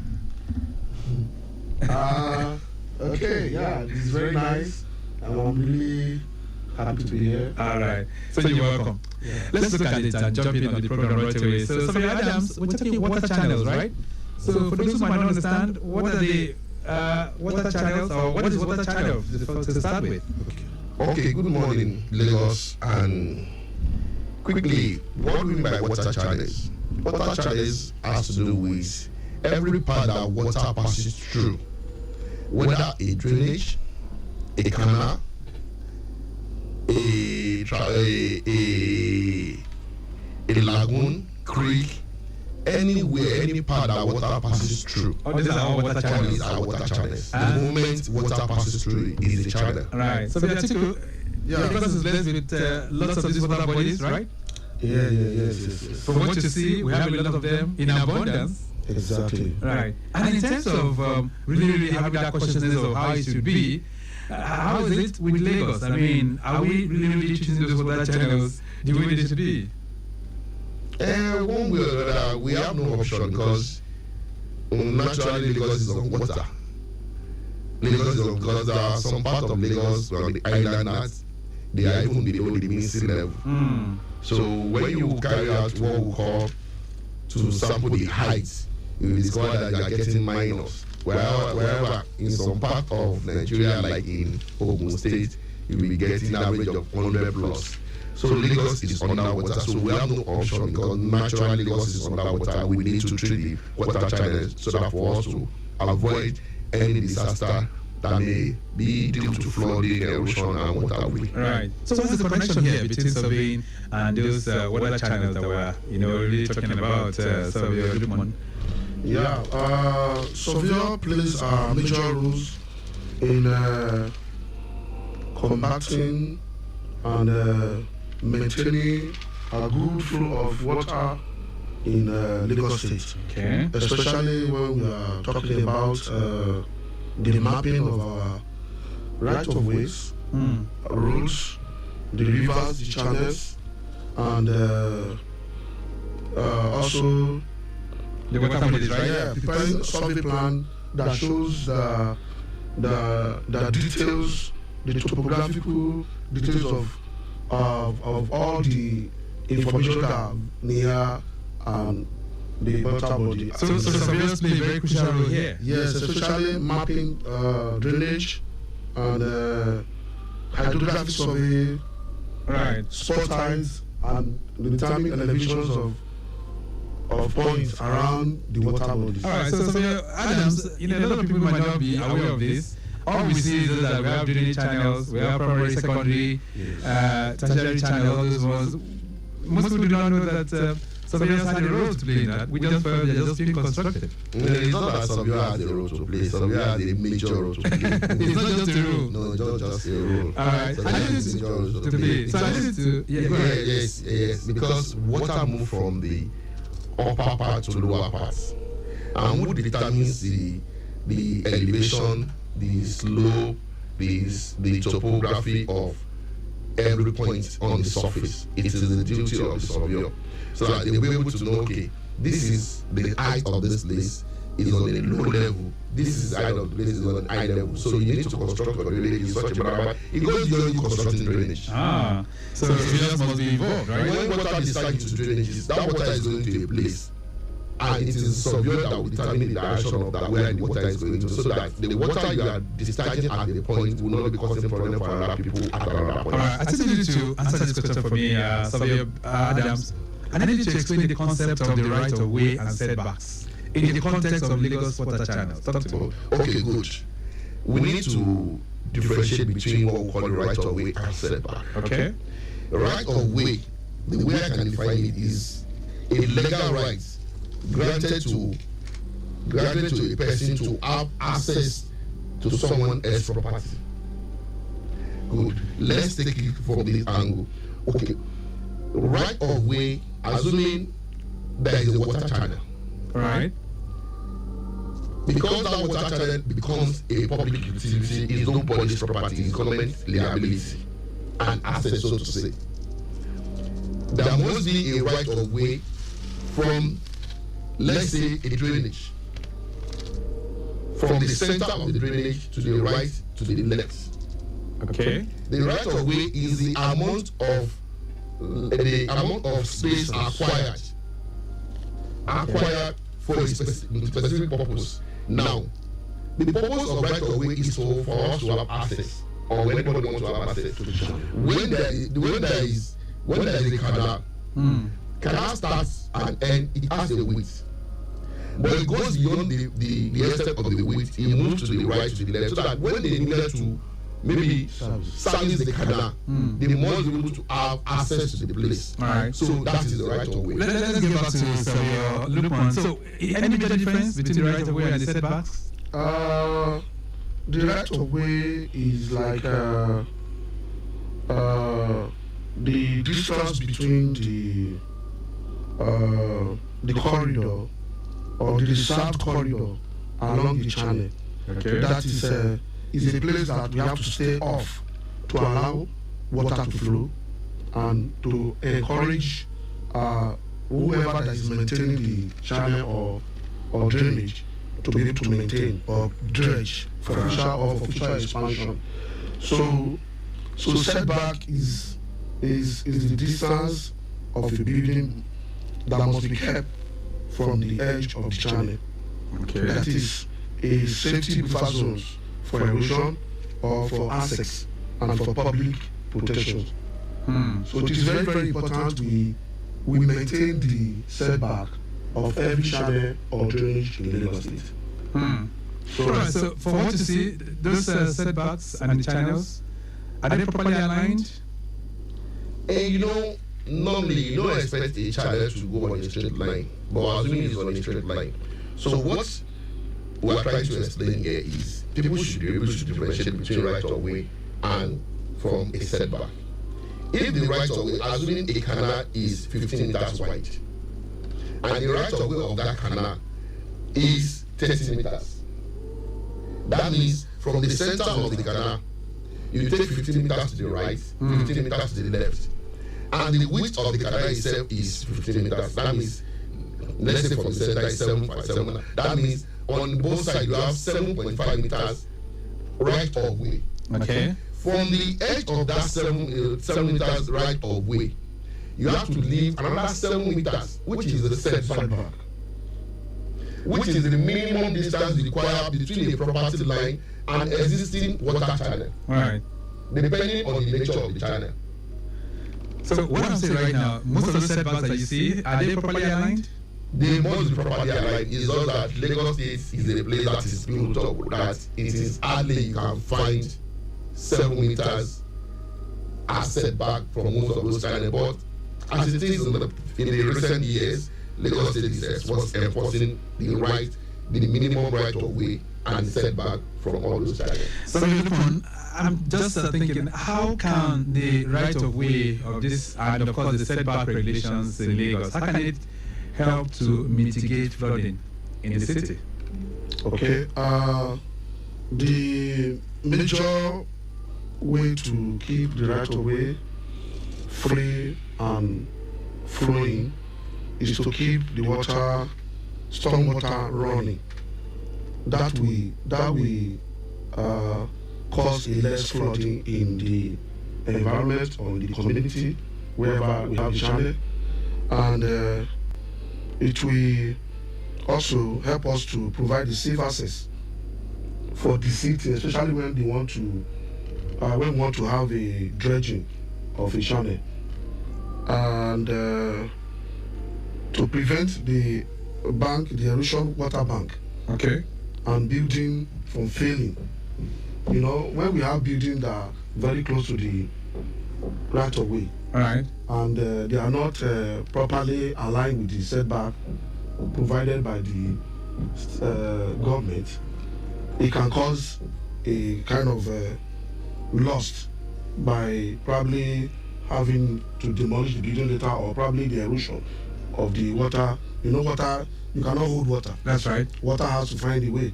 So if those facilities are not in place, there will be problem for the owner of the building and even the community. And that can lead to flooding, right? Exactly. So Adams, let's look at it now. When you look at Lagos, which areas would you say, from your perspective and from your assessment, which areas would you say we have some of those setbacks, or perhaps the right of way for those water channels not properly regulated? Are there areas you can think of?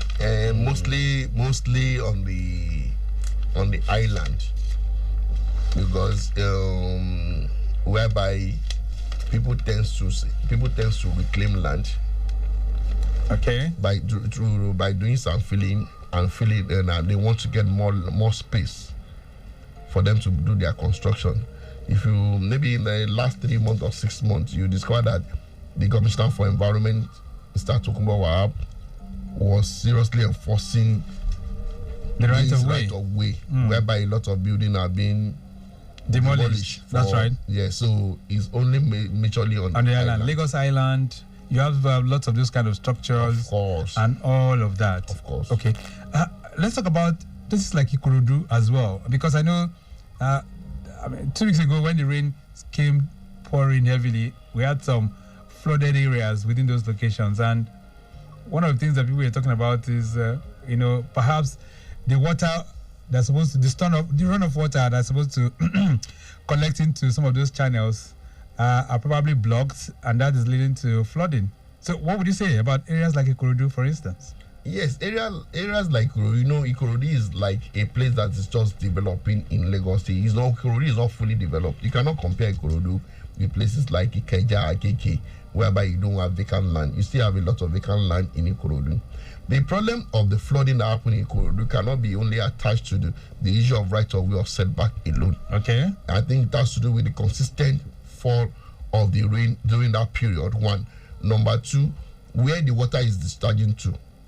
What are the things that is causing impediment? Was the canal, or was the storm water, or was the collecting channel, the system that is taking the water, was it adequately serviced? Were they dredged before that period? Right. And number two, another point is people that the property was submerged. Did they even follow the required standard of building? What is the level? What is their own finished level in their own compound? So those are the things. It's not actually the issue of right of way. Right. So when you get to a virgin land, for instance, some of those communities, like you said, they are emerging communities. By the time people get there, they just clear the lands. There are no drainages, right? No drainage channels or anything. So, yeah, if there is no drainages, the point is, before you can carry out your construction, you need the service of a surveyor, not only to do a cadastral survey for you alone, but for that person to go to an existing road, to use it as a benchmark. Okay. Then pick the level of that existing road, transfer it to your own site, to be able to know where is going to be your own finished level in your own compound. Okay. Before you can start your construction. Because, see, if you say today this studio is not developed, like we came into the compound and we are seeing renovations everywhere. Right. Yes, it is being renovated because something good was done in the past. They need to build on what was done.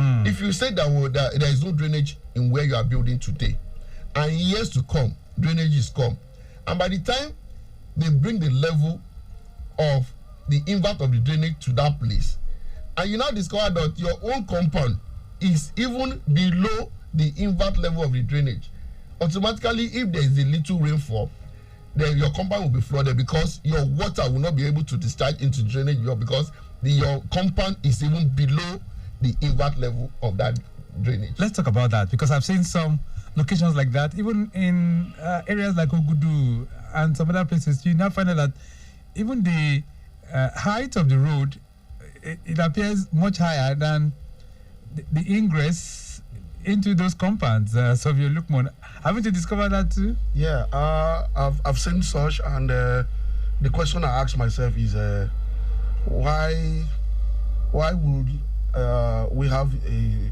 kind of construction like this? Especially, I don't really expect we have this kind of construction. They're supposed to be. This is where surveyor comes in. If the details are well picked, if the map is well done, the topographic survey is well done, the discharge level will be determined. And for the engineer to know what to do, they will make use of those informations without having such a problem or creating such a problem. Because if the discharge point is properly determined, the water where they want to discharge will be properly, there won't be any problem with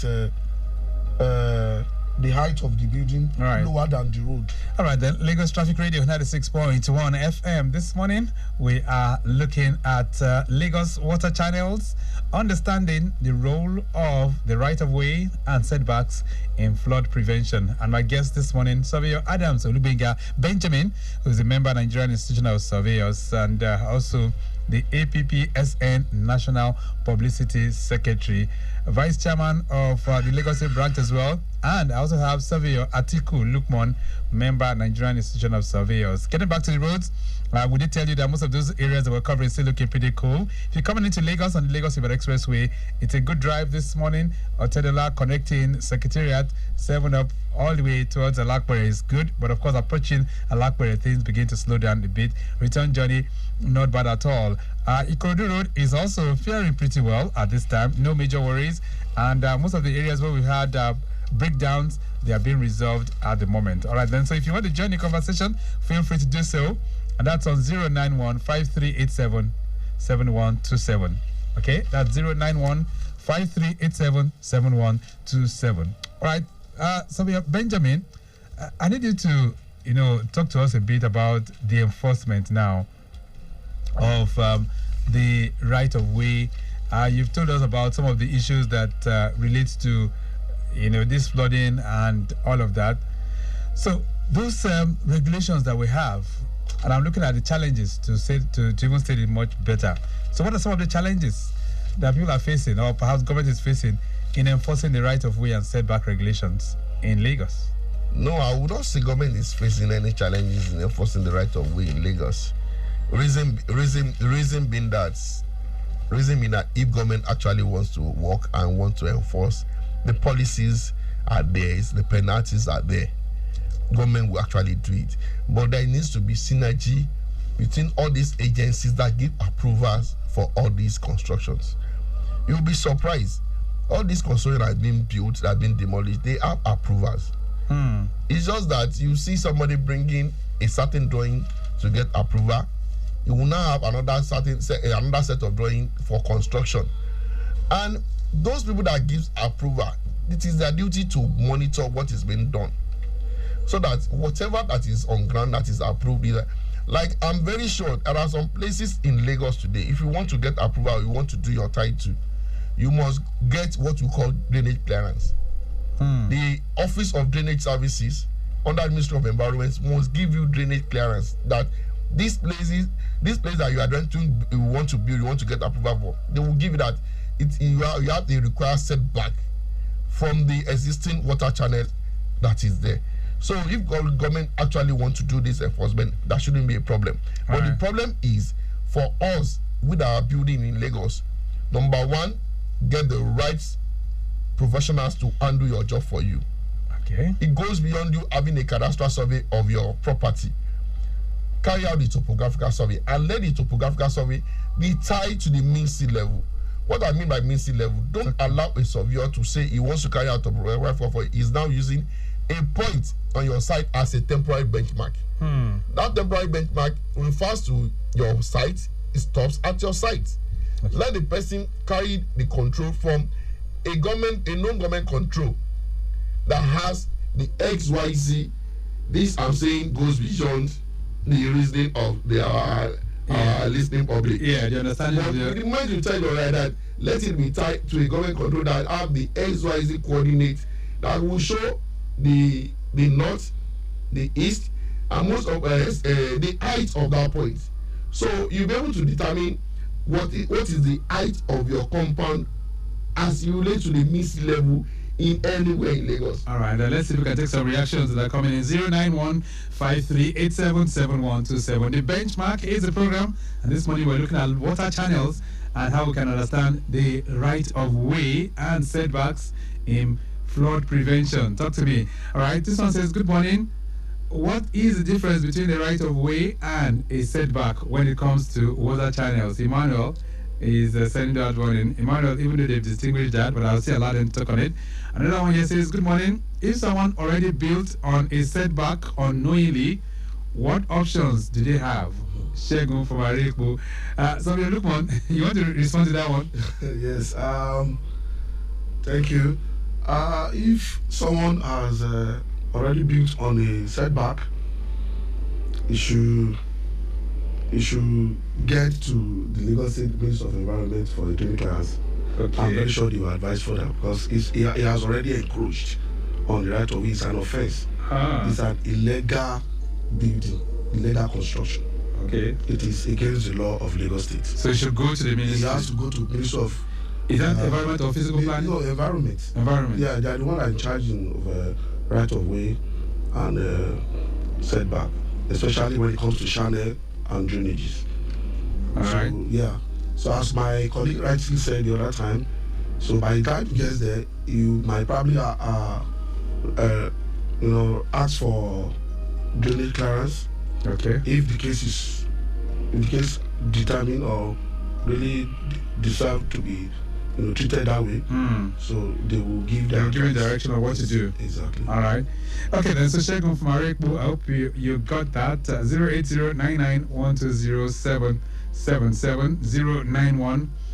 09153877127. All right. Another one here says, Sabia Adams, if someone buys land close to a canal, how can they easily know if it's safe to build there or not? If you're in, he's sending that one in. All right? No, it's so simple. It's so simple. In a layman language, before you can buy the land, you must have gone ahead to go and inspect the land. And I will advise you go with a registered surveyor to help you to check. But peradventure, that is not done. In your own layman knowledge, for every canal, for every land you want to buy that is very close to the canal, please measure 15 meters from the edge of that canal. Oh, okay. 15 meters from the edge of that canal. That is the worst case scenario. Okay. Anything after the 15 meters, then you can start negotiating. Knowing fully well that even after the 15 meters, there's still going to be an average minimum setback of 7 meters. So you're talking of 22 meters from the edge of the canal. Exactly. So that's something wise that you should do. You should do if you buy land. But even with that, when you needed to do your approval, you need to apply for your own documentation. You still need to apply for the clearance because you are building very close to the wetland. Right. Okay. So I needed to also, who determines where a drainage will be? I mean, if you're going to start work on the land, who determines that? Yes, ordinarily, because we belong to a system whereby we will have built, construction will have started, we will have been living within that locality, not until when we started having water issue before we start building drainages. Ideally, in any construction, all these facilities, utilities, ought to have been on ground. When a road is being constructed, part of that road, I will acquire a right of way for that road. Part of that right of way will be used for drainage. Part of which will be used for walkway. Part of which will be used for street lights, if there is going to be any. Part of it will be used for in case there is need for us for cable to be laid. That is the purpose of right of way. That in case we need to come and improve on this road, there is development, we have more people, we need to increase the width of this road. Is a single lane, we need to turn it to a dual carriageway, we need to introduce a median. So that is the purpose of right of way, so that people will not build on the right of way. When government is coming, government will not start demolishing. So can the surveyor give that advice? It is the work of the surveyor, Abi Initial, to have carried out the survey. Then for a plan to have designed the layout, but it is the survey, what the surveyor has done, they will use to design the layout. Right. Surveyor Lupon, I thought you wanted to add to that as well. Yes, it is very, very paramount for whoever that wants to buy a property, especially very close to the right of way of a channel. He has to do all the due diligence by getting every information that is very, very vital, especially drainage clearance and from drainage department, and it has to be done properly from drainage office. Okay. Yeah. All right. For clearance especially. All right. 08099120777. This one says, good morning, Mr. Victor and your guests. Sir, if government already knows some places flood every year, why do they still allow people to build houses there? You didn't put your name, but thank you so much. All right, so Samuel Adams, did you get that question? That question is somehow. See, I wouldn't say government allow people to build there. The Lagos is not too a problem in terms of flooding. We have other places that is outside Lagos, even outside Nigeria, that they experience flooding day in, day out, year in, year out. And there must have been warnings, there must have been public alignment. Most of these things is just because the channels are not being well serviced. That's not the thing. If they were serviced, they were being dredged at the right time that need to do, water will come, it will discharge into the lagoon, and it is fine, it's level. So those are the reasons, right? Yeah. All right, let's begin to wind this down. So, Lupon, you wanted to add something to that? Yes. For some times now, I notice, in Lagos we have so many water systems. We have system 1, system 2. There are many systems, drainage systems. That's right. Especially in Lagos Island, Lagos Mainland, Surulere, Agungi, Ikate, and so many places. In fact, even more international. Yes, system 1 here. Many systems were killed by our people because of our attitude towards all these channels. Right. We dump refuge, we don't care, and when government spends so much money to dredge, our people still don't see it like it's a big thing. Channel is like a life. Drainage channel is like a life. So if it is being maintained, we are going to enjoy it all. So how do we do that? I mean, the layman does not really understand all of this, right? All he knows is that there's a channel somewhere. So what should he do to ensure that those systems, those channels are properly maintained? Is that not the work of the government? It's the work of the government, but in kind of this system that we belong to, government will not do everything for us. We ourselves need to do the right thing. People that stay very close to the channel, instead of them to pay PSP to carry out their debts, they will have to dump it into the channel. So what's the effect of that on the environment? Wow. The debt you are building, apart from the fact that you are constituting a nuisance to that environment, that debt, when rain comes or flood comes, it take that debt, and go and use it to block another place where water is supposed to pass through. And before you know it, you now discover that the water that's supposed to go through, it's like when traffic radio first started, when Governor Babatunde Fashola came into the building to come and grant an interview about what is causing traffic. All right. They said, because the roads are not good, because there are potholes there. No. He said no. I could remember very well. I listened to that interview. He said one of the major cause of traffic in Lagos is street trading. When you are buying plantain chips on the right, this person is buying bottled water on the left. The other one is buying cocoa on the right. And he wants to collect whatever he buys before he pays, before he collects change. And there are impediments all along. Before you know it, traffic will start building. And when it builds over time, you now discover that it gets across everywhere. Let's go to round this up right now. So, Lukman, what's your message now as we round up the program? And when we're talking about, right of way and setbacks, what's your message to our people? I want to encourage our people in Lagos State to keep Lagos clean. That's the first. We have to keep Lagos clean. We have to maintain a habit that is that makes the city clean. We don't dump refuse anywhere. We should do the right thing when we are dumping our refuse. We know where to dump our refuse. Right. And Savio Adams, what's the parting thought? My parting thought is number one, get the right professional to do your job for you, especially survey, get the register surveyor. And most importantly, please don't cut corners when you are building and you are encroaching into the right of way. For this one to get in touch with surveyors, where can they do that? Well, our office is at Aspivy Road, opposite Lagos Revenue House, inside the Nigeria Institute of Surveyors building, alongside here. All right. Yeah. We'll leave it at that for now. Thank you so much for being here, both of you. Gentlemen, thank you so much for making it through to the studios this morning. Thank you very much, Mr. Victor. Thank you, Lagos. Okay, then. So that's how far we'll go on the program this morning. And of course, what we have been able to do is to look at Lagos water channels, understanding the role of the right of way and setbacks in flood prevention. Savio Adams Olubenga Benjamin has been our guest. He is the APPSN National Publicity Secretary, also the Vice Chairman of Lagos State Branch. And in the studio this morning, I've also hosted Savio Atiku Lukman, who's a member of the Nigerian Institution of Surveyors. The program has been produced by Mike James. I say a big thank you to Remy Aluko and of course to our executive producer Tayo Akonli. My name is Victor Terry. I'm out. Still very much within. Have a splendid weekend. Bye.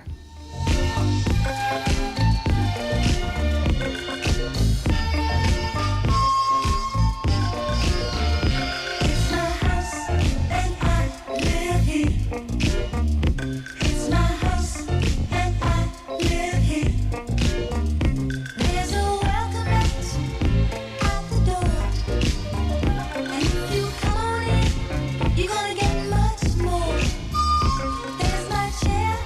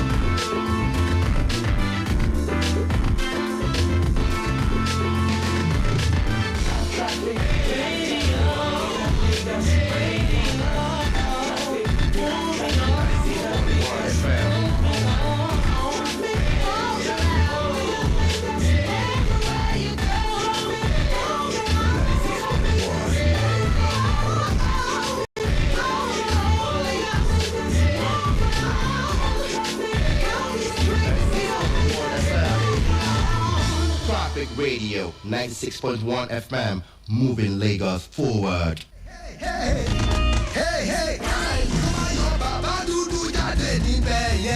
Dear people of Lagos, it has been observed that residents have developed the habit of polluting our environment by urinating openly at every corner of our dear city. This intolerable act could lead to environmental pollution and the spread of diseases which are detrimental to our health. But for how long are we going to keep watching these unscrupulous elements deface our dear city? Open urination spreads germs and diseases. Let's protect ourselves and each other. Please use public toilets. It is the right thing to do.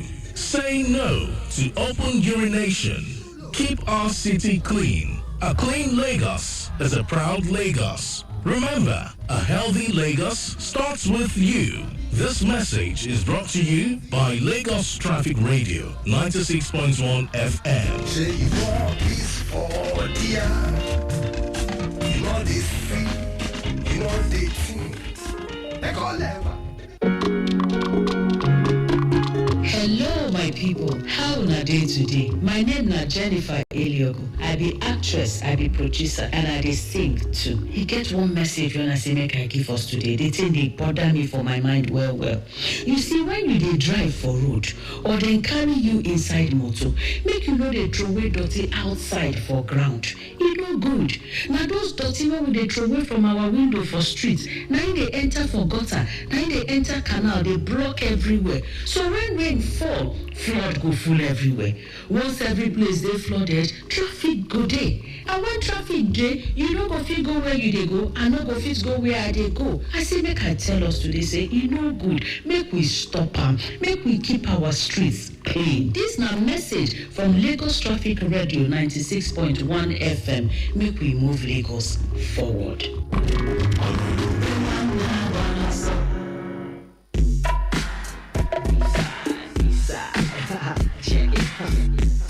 So deaf, bad boy, collaboration. Listen, the notorious big in the house. We got the brat in the house, and me, y'all know who I be.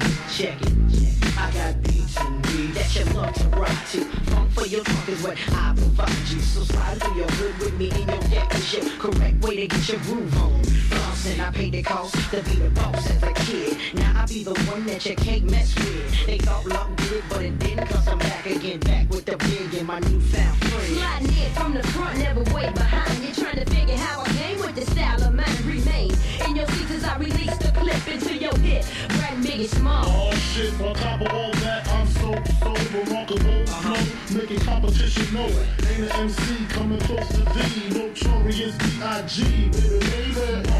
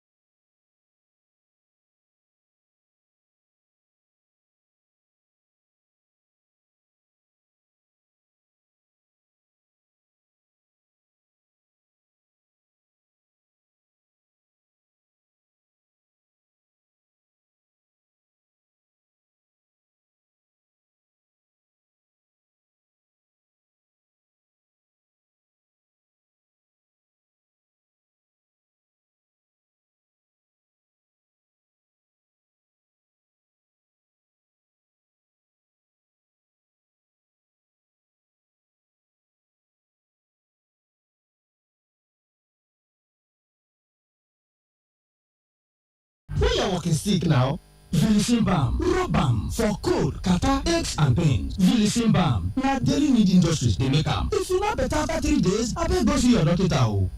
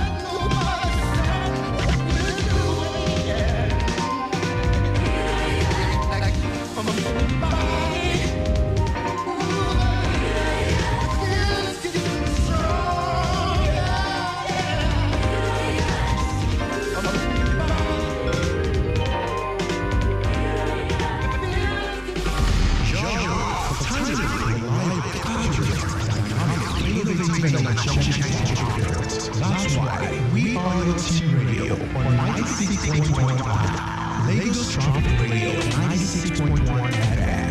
Moving things forward.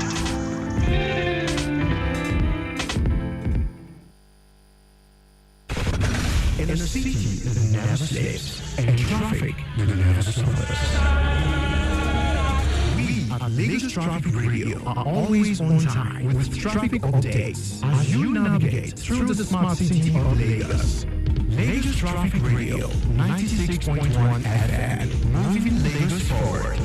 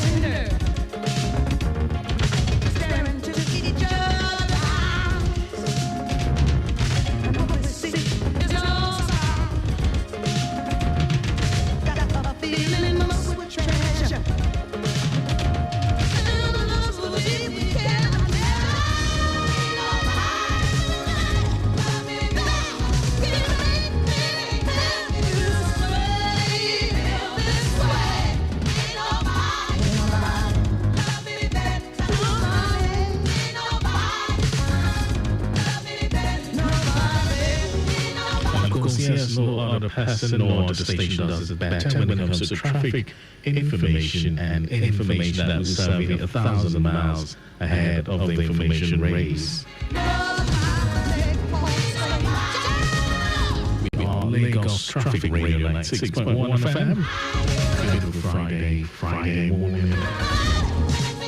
19 minutes, come past the 11 o'clock hour.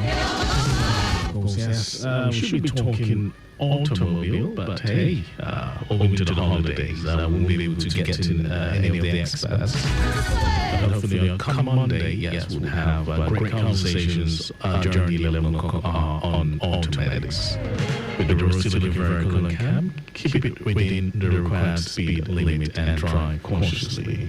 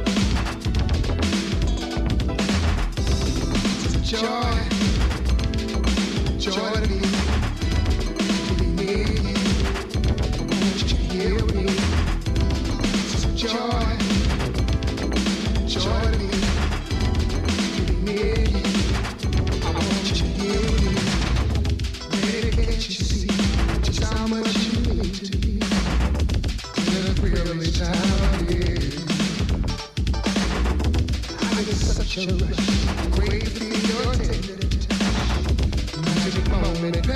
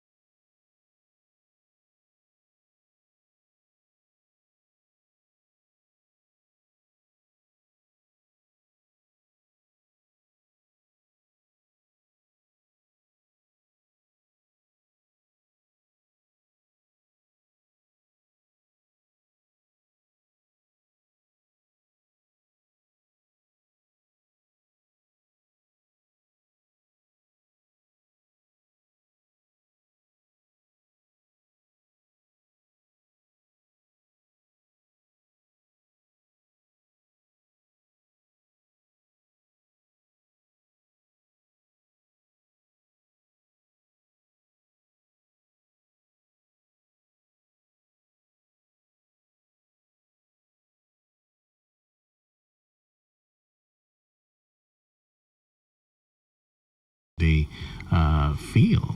All right, so we're monitoring things along the Alakbere Fakko corridor that's heading towards the island. That's from Alakbere down towards the Fakko Bridge. It's a busy one owing to repair works ongoing on the Oguri Fakko Bridge there. Yes, so it's quite a busy situation. Things are moving slowly on that stretch traffic-wise, but be on the lookout. Traffic managers very much on ground. If you haven't hit that stretch already, are you heading towards the island, please kindly make use of Echo Bridge. That's your best bet now, as we're still having a cool and calm along that corridor.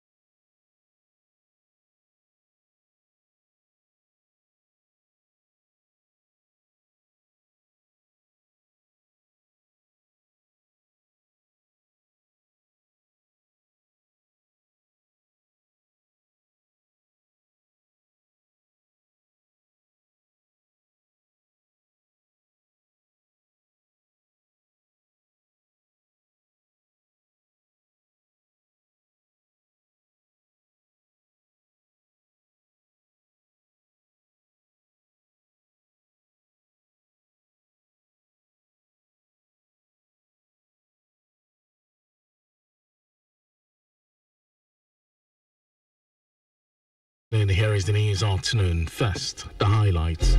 The Legacy government restates commitment to sustainable waste management. Nigeria Bar Association files lawsuit against Inspector General of Police over tinted glass permit policy. On the quarantine, aid workers used donkeys to reach Sudan's landslide region. And in sports, Super Eagles midfielder Dele Bashiru expresses desire to play at 2026 World Cup. And now the details. I am Mike James.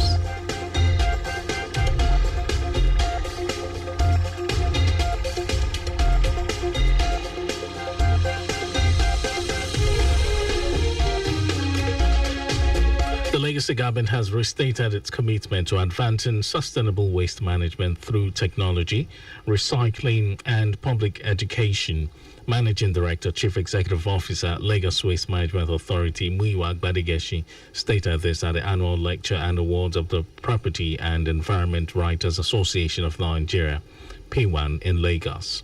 Speaking on the theme, the place of waste management in relation to the Legacy government's Themes Plots agenda, Gbadigeshi said waste management is central to the Themes Plots agenda of Governor Babajide Sanwo-Olu's administration. He highlighted the economic opportunities in Lagos' waste sector, stressing that waste separation at source could unlock billions of naira in value while creating jobs. According to him, government has made progress on the Olushosu and Solus transfer loading stations and material recovery facilities, which would replace legacy dump sites with modern recycling and resource recovery infrastructure. Also speaking, the General Manager of the Lagos State Environmental Protection Agency, Babatunde Ajayi, reaffirmed the agency's commitment to environmental protection, waste management, and air quality monitoring. Ajayi underscored the need to safeguard the state's environment through effective management, air and water quality monitoring, and continuous public advocacy.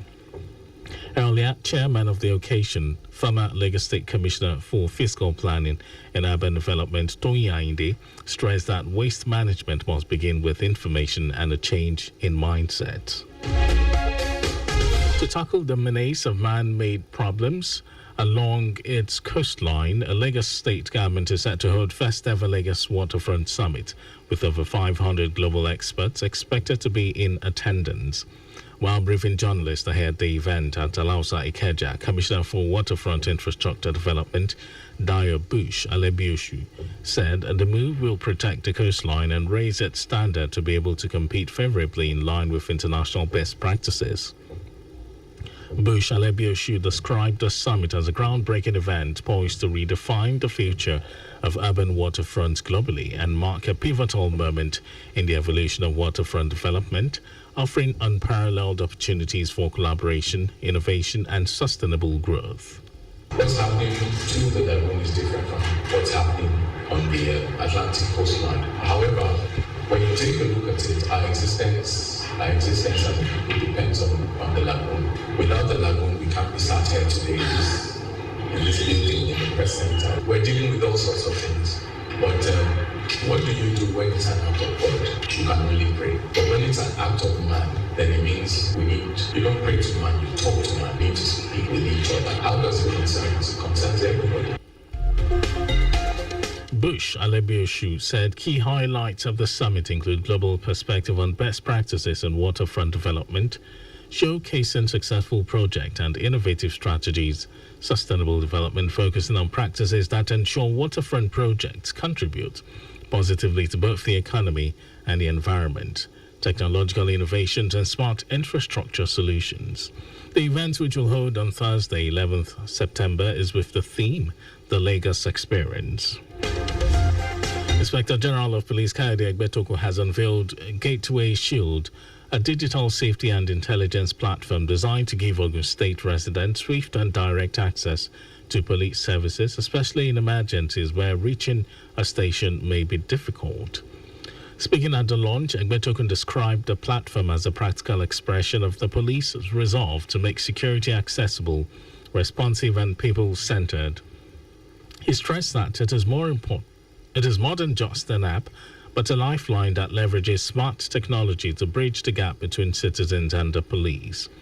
Egbetokun said the application is available on the Play Store under Gateway Shield, via the web at www.gatewayshield.com and through the toll-free emergency line 0800 009 111, which connects users to bilingual agents at the Ogun State Police Digital Center. From there, complaints are swiftly processed and directed to the nearest police for unit response. And now to the rest of the stories.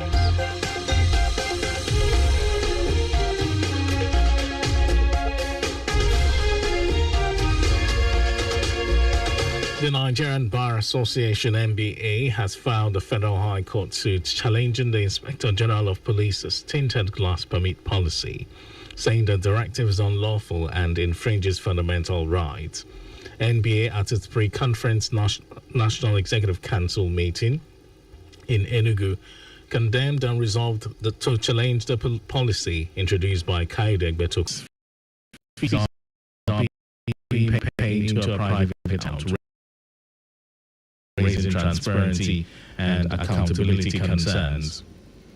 NBA also alleged that although enforcement of the policy has not started, there have been several reported cases of harassment and extortion of citizens by the policemen in checkpoint duty on the basis of this same policy. Ananaba said the association will pursue the litigation to its conclusion and urged the police to respect the judicial process by suspending enforcement pending the court's ruling. Today is International Day of Charity. The day was established with the objective of sensitizing and mobilizing people, non-governmental organizations and stakeholders all around the world to help others through volunteer and philanthropic activities. 5th of September was chosen to commemorate the anniversary of the passing away of Mother Teresa of Calcutta, who received the Nobel Peace Prize in 1979 for work undertaken in the struggle to overcome poverty and distress, which also constitutes a threat to peace. Charitable efforts now influence public policy, fund innovation, and support communities where public services fall short. In fragile regions, they often fill critical gaps where governments cannot. In some foreign news, aid workers on donkeys have delivered the first humanitarian supplies to survivors of a landslide that reportedly killed hundreds of people in a remote mountain village in Sudan's western Darfur region. Heavy rains and flash floods that hit Tarasin village, triggering the disaster on Sunday, have continued, making it difficult to reach the affected families. Team lead at aid agency Save the Children, Francesco Lanino, said families in Tasin have lost everything. Families in Tasin have lost everything, and it took the team more than a full day on a rocky, muddy, and hilly route to reach this devastated community. It remains unclear how many people died, but the group in charge of the area puts the number at 1,000. And now, sports news. Lazio midfielder Fisayo Dele Bashir has expressed his desire to for Nigeria Super Eagles at the World Cup. The 2026 FIFA World Cup qualifiers against Rwanda. World Cup qualifiers against Rwanda and South Africa. Eric Chele's men will host the Amavubi of Rwanda at the Godswill Akpabio International Stadium, Uyo, on Saturday at all times. You can follow us and like all our various social media platforms. X, Traffic Radio 961, Facebook, Lagos, and watch our news and programs live on YouTube. Traffic Radio 961. Visit our website www.trafficradio961.ng. You can also listen to Lagos Traffic Radio on my Lagos app for timely updates. Did you know that the local government and local council development areas in the state, with a view to enhancing their productivity and economic growth, on the latest government website, and when the news, here are the highlights of the major stories.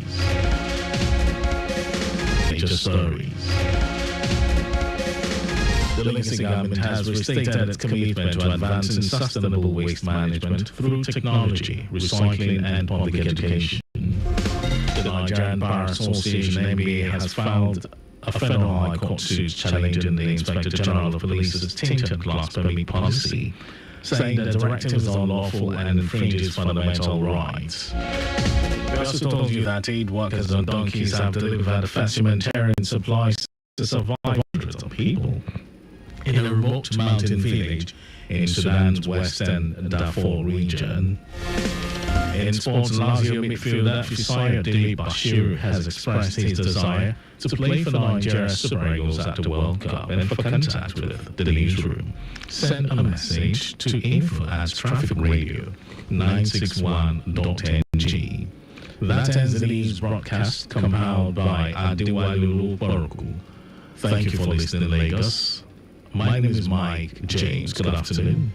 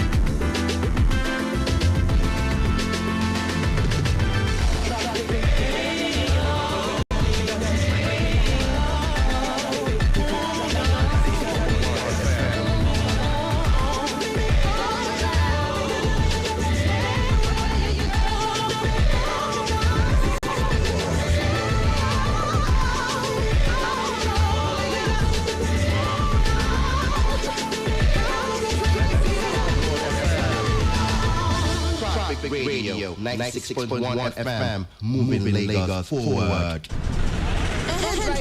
beg you, come down before you leave that bridge. You don't take me past that bridge. Driver, I want to come down.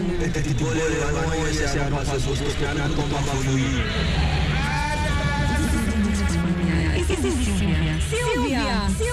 Joyce, it's a lie. What a surprise. How are you? Fine, thank you, my dear. It's been such a while since I last saw you. You look so good. Oh, I'm doing well. Where are you going to? I'm going to that clinic across the road. How about you? I'm going the same direction, but the supermarket. Okay, let's go together.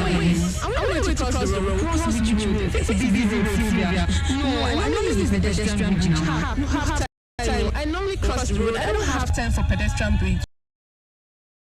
Sylvia, that is so wrong. Why put your life at risk when you can simply use the pedestrian bridge and save yourself from accidents? That's actually true. I never thought about it. Thank you, my friend. Oh yeah, let's use the pedestrian bridge. Oh yeah, let's use the pedestrian bridge. Sure, I don't go crossing the express road again tomorrow when I'm not there. I won't. Thank you. My good people of Lagos, when going out and you need to cross the road, always ensure you use the pedestrian bridge. Pedestrian bridges protect you. Stay safe. Stay alert, stay secured. This message is from Lagos Traffic Radio 96.1 FM. Moving Lagos forward. Well, this is a tune that unauthorized authority banned from the radio station. From the biggest and the finest selection of reggae music, tune in to Reggae on the Wheels with Daddy Pfizer. What would you think if I sang out of tune? Would you stand up and walk out on me?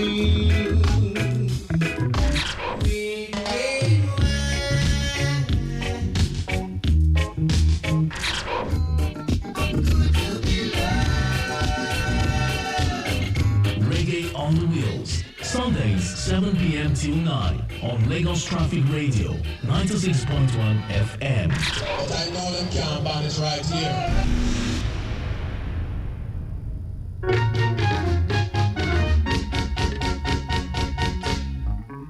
ẹ jẹ̀gbádùn Bániláyọ̀ pẹ̀lú Ṣeun Agbọ́lá ní gbogbo ọjọ́ sátidé bẹ̀rẹ̀ láti agogo 10 àṣálẹ́. Bániláyọ̀ lóyún ó pọ̀ ó sì tún fa àwọn ètò mìíràn dání bíi kí láti máa ṣàyẹ̀yí sí agodo ìfẹ́ ẹ̀ẹ́dẹ́kùnjàmbá àti bẹ́ẹ̀ bẹ́ẹ̀ lọ. Bániláyọ̀ pẹ̀lú Ṣeun Agbọ́lá lórí Lagos Traffic Radio 96.1 FM.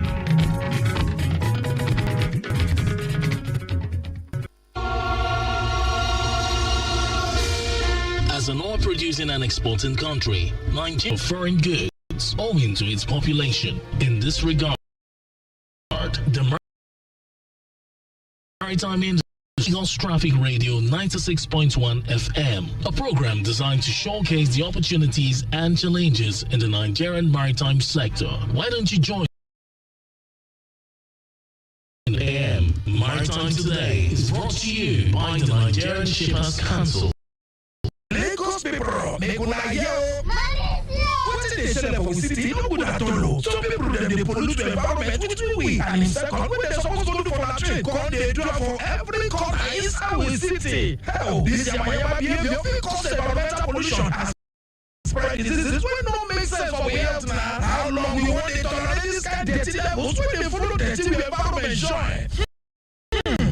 Abeg we and in second no you for outside jare. Make we follow say no to open urination and every kind levels that we follow am. E no good for we health o. Make we protect ourselves and we city. Clean Lagos na proud Lagos. Sabi say healthy Lagos dey start with you. Na Lagos Traffic Radio 96.1 FM dey bring una this abeg message o. Don't you think it is better to get the updates fast and undiluted from a trusted and reliable source than to hear it from just any other station? Get the authentic traffic reports from Lagos Traffic Radio 96.1 FM. Lagos.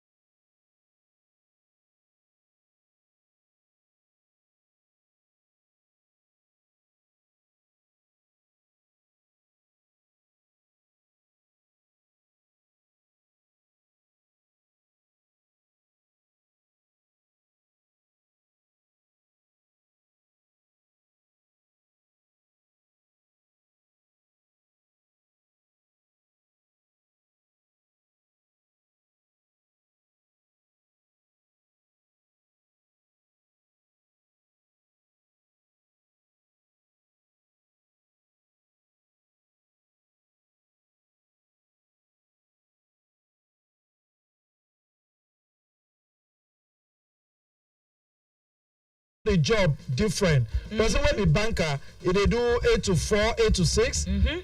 Before you go reach office, they come out house maybe 4 a.m. from maybe Songo to Island, right? Then coming back, it close 4. Before you go reach house, another 8 p.m. or 11 p.m. If tank cannot fall for road.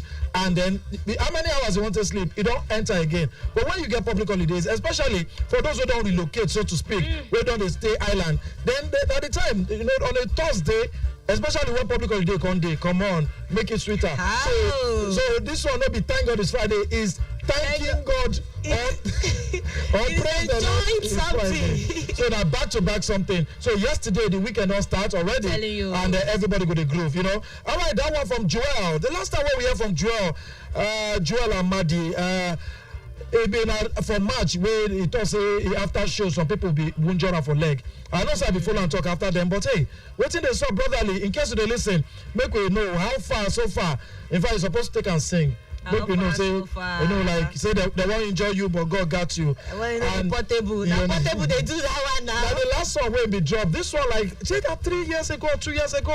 It's actually Rawa. Rawa meaning dance. For Hausa language, you know. You know, so in the time God say that is it for the hustle Monday to Tuesday, Wednesday, Thursday, you know, then Friday, DJ, you know, thank God it's Friday. Then they come to say thank God now holiday. Every day now holiday. We they play, you know, that kind of thing. All right, guys, welcome to the show. Happy celebration. So we Muslim brothers and sisters. Yes, today now September 5, of course, Friday, where we don't declare public holiday as Oga federal government. Don't take gram to celebrate Eid Malud, will be to mark the birthday of the Holy Prophet Muhammad, peace be unto him.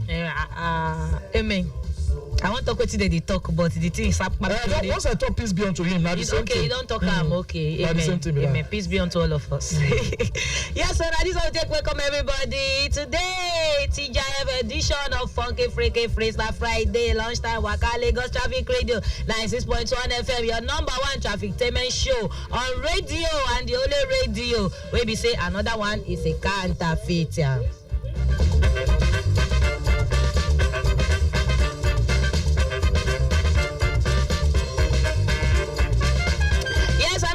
Counterfeit. I know say that the talk say no matter how Peking take get cloth, you know if you get rag rich elder. That is to say no matter how they take try, now we dey front, they back, they follow us. I no be saying I'm out. You say check them now. Anywhere where you there for road, we there here to give you what's up, what did they apple for your front, even for your back. We there here to clear them for you. My name is talk about my Peter side. The tantalicious voice where they make your belly the sweet every time we they hear Rama. And you know as we always do on Fridays now is a funky freaky freestyle something, and we have shown you the beginning of the beginning. Let me say the beginning of the ending. Okay, so nothing to weather, ladies and gentlemen. Welcome to the show. And well, we got to apologize, you know, so because now public holiday, Great Nigerian Insurance, we will not bring them today. No worry, next week Friday they go fit come and they go fit bring you, you know, levels where you're supposed to be on top insurance. But hey, in place of that one, we don't give you correct jams to make your Friday feel fry well. Yes, we start off with Cavemen. They tattoo that one dancing shoes. So we tell you now to get your dancing shoes because this afternoon we don't just do only new jams. With the waka go, with the waka come back, with all the great tunes as they take be right here inside. All the tunes we don't drop, you know, for the last how many weeks, how many months, and back to back to make sure so we'll give you something good to fit jolly about. Just leave your dials locked here on top 96.1 FM. We will give you all the best. MC Eyes at MC Eyes Water everywhere you go. Your intercontinental entertainer reporting for duty. And after dancing shows, Techno become with Holiday featuring the video. Then Charlie Poppy be team up with Burna Boy with Lahore. Part 2. Then they play become from the Soseno. If you don't top the show with us on Tuesday, big shout out to Soseno if you listen. And after they play, my parents well to infuse some Islamic tune inside there. Now, of course, Ismail Sauti, if you do the cover version of Adekule Gold Pickup, it take do the Islamic level. Then Joel come with Rawa. So if you go put all of this together, like it take before with tradition. Okay, make I see. Very easy. Be like I said, the thing just go straight up. Which one be the first one? The same way it take be, no changing. Okay, which I know right the first dancing one. Shoes dancing now. Okay. All right, put on your dancing shoe because shoes. Put on your dancing shoes because as it day for this holiday like this. No, don't long. Put on your dancing shoe for this holiday period. Okay, let's go this way. abeg carry your dancing shoes because we want dance for this holiday where we dey. Or this way, put on your dancing shoes because we want enjoy for this holiday with Lahore. If you like, they play because my parents have go follow Rawa. My parents have they ask now. They say they go wear their dancing shoes. They go follow Rawa. They go follow Rawa. Rawa meaning dance. So you see, I thought saying I just straight play because as I don't look, I just say okay. Put on your dancing shoes because now holiday we day where we go dance to Lahore. If you like, they play because my parents have go follow Rawa. All right then. All right. So we they take and play just to make rhymes happen on top of the show. We got a break to go for, but quickly before then, job where the carriers come. Now that traffic update. That is why you call this one your number one traffic dimension radio, right? Yes. So traffic manager leadership that don't call us even before we come on air. Say that lucky that big way they be. Report for VI for that Lekki side, that 40 feet containerized truck will be skipped. That now you shift come up for road, go stock for the median for immediately after Lekki first roundabout inward the Toll Palace. He said the crane don't dey ground and they don't walk on top and for take come out and for there. But as it be like this situation, no be say it too tight, it's still there under control. But in few minutes time, make no worry, that place they go come out and once they don't come out the container, the truck they go feel move and come out for ground because even towing truck self don't dey ground and to for take come out and for there. So once all this don't come out, movement for there go palash. And don't forget say the one where there be reports for Ojo and that's not the one will be happen for Ojo under the bridge Yanoiba inward my 2 the loaded 40 feet container truck where the back tire be come out as it be like this they don't come out and for road and every for that place it don't go back to normal this afternoon. Okay, but we feel let you know for free say even as today be public holiday it don't stop our people there for free promoting and so because of the Fakogudu bridge where them are they work on the expansion joint well it they move at least from where we they see from the camera here towards Alakpere, for those who they come out, choke like yesterday or even 2 days back. But I beg, just try out alternative happier ways if you need to quickly reach where you go fast and enter that level. All right, then we go back to the music side of things. When we come back, a whole lot of G's go there for ground. For the second half, we go play games this afternoon. If you want to play something good, how we go take people just recharge your phone with some kind of level. If not data, you go prefer or just recharge. Make it just do back on top your line this afternoon. So for the second half, we go play with games. If you not be regular, why? When that time reach, you go feel very easy games for you to catch fun with, even if you know win, right? Okay, we kickstart with this other level before we go for we break time. Well, 2 Baba Day in the news. I want conversation, go give it to Baba because I got yes more yesterday. 2 Baba Day in the news. And the iPad will be in company. They celebrate 15 years of Unstoppable with deluxe edition release. Now, what happened with this? 15 years ago, I remember we did a hotel and suite where Baba be do in Unstoppable movement. We be more performances. Even Tonto DK be do on stage with Baba that year. She be go down and they come do come put a light for them. So we don't know what they actually saw, but from we with the audience, it can be like say, So, but all of that one, so now it make them all the songs will be released for that 15 years ago. Baba can enter studio. We bring Only Me. We play Only Me 2 months ago when we do, and we talk say no. I not to see the difference. Just like I said, the change instrumental puts the same old vocals, and 2010 and now 2025, 15 years after. The album don't drop, and the new additions you get Only Me refix, you get Take It Back, and refix, Doings refix, don't they? And Just Leak now produce the lead single as a sister, as a dancing the implication, and this refix it carry high energy, groovy track to fit make people them enter dance floor. All right, then. So 2 Baba classic sound.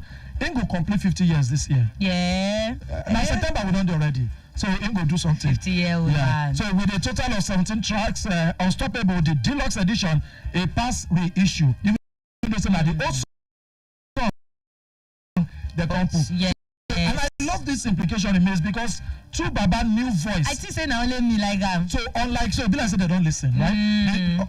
Except for the Take It Back. Like I been talk to somebody yesterday where they work with Just Lake. I feel like that the didn't like jabo. They don't put them inside at all. At least towards the end, they use and play with them. Baba just change the whole song, he redo them with the same lyrics. But for implication, I love this. The new Baba, two Baba voice came back to life. It be like say Natasha influenced something inside this one. I don't know what that's saying. I'm just saying, man. I don't know what that's saying.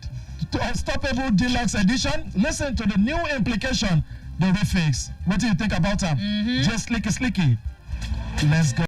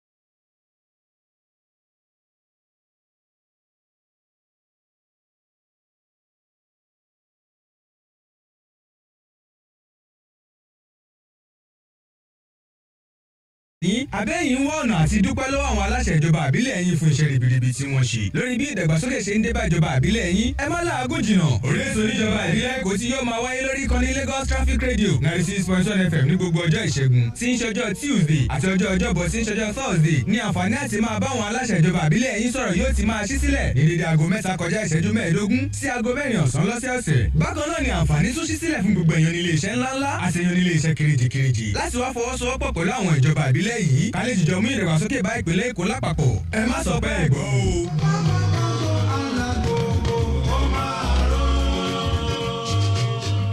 Welcome back to Lunchtime Waka. We dey here gidigba.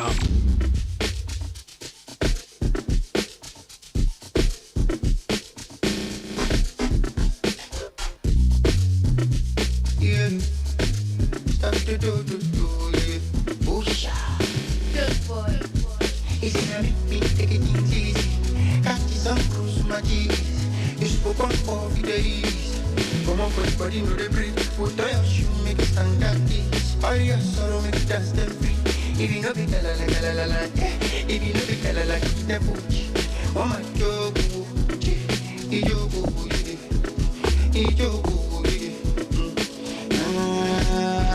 you want my dodo, ijogo, you my dodo, I give you the girl like keep them push. Odupa, yeah. Joy is come. Dupa, Olua, yeah. Joy is come. Only I need the morning. Dupa, Olua, yeah. Joy is come. Dupa, Olua, yeah. Joy is come. Only I need the morning.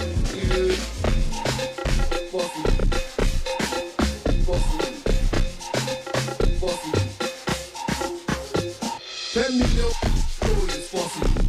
All in dollars is possible. I don't pass the limit, it's possible. I people money for money, so it's possible. Bank alert, it's possible. Beat to shake up, it's possible. When I release the power, it's possible. Rapture, it's possible. Capture, it's possible. Shut down, it's possible. How much to do, it's possible. It's possible.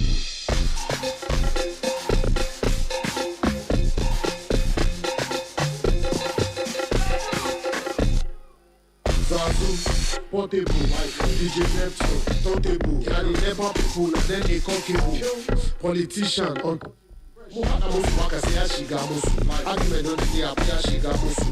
Putting at the bank, putting at Asusu, Nana Chileki Aja Aquasusu. If you see my girl for ABD, she's too pretty. How much you buy a ticket off? It's 250. The money for bank, the money is Fujiti. If she says she don't have a million, I'm PDP. Fresh out. It's possible. It's possible. Money.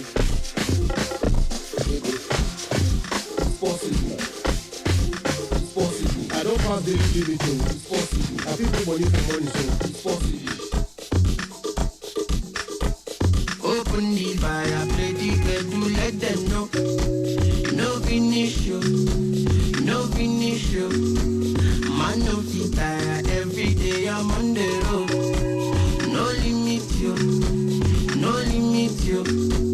This now, you done them for.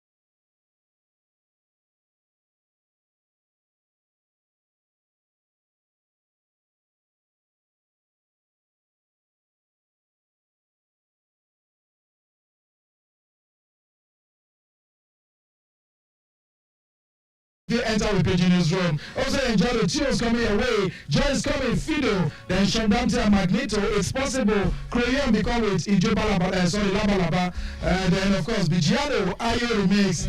Ayo. Brothers in Nasha. Oh. Alright, Magneto on top of this one. So if you want to mix that together, what do you go get? You go just get okay, because it's okay, Joy is coming. Sabi say it's possible for me to go dance Ijo Labalaba and to take no, okay. but no, okay. Because you go drive. Alright, Joy is coming. Is that possible? Okay, Joy is coming, and it's possible for me to go dance Ijo Labalaba, but no, shall you? Because you are gonna drive. Let me put that one behind. Alright, so for the second half, we'll bring you enough games and every other thing. John, we collect jams too. Also, you enjoy your holiday as we celebrate the birthday of Prophet Muhammad. Peace be unto him. Yeah. Fouls, no less. No less. All the songs will come back. Even Galala, they come back. You see what we scale John do? Of what's be this guy's song? What's be that song? Of fail of Face. Scales do remix of Face Colomenta for that intro. You need to go on Instagram and just see them. So this one of us. Maybe they bring her. We want them. Nothing under the song really. They come, guys.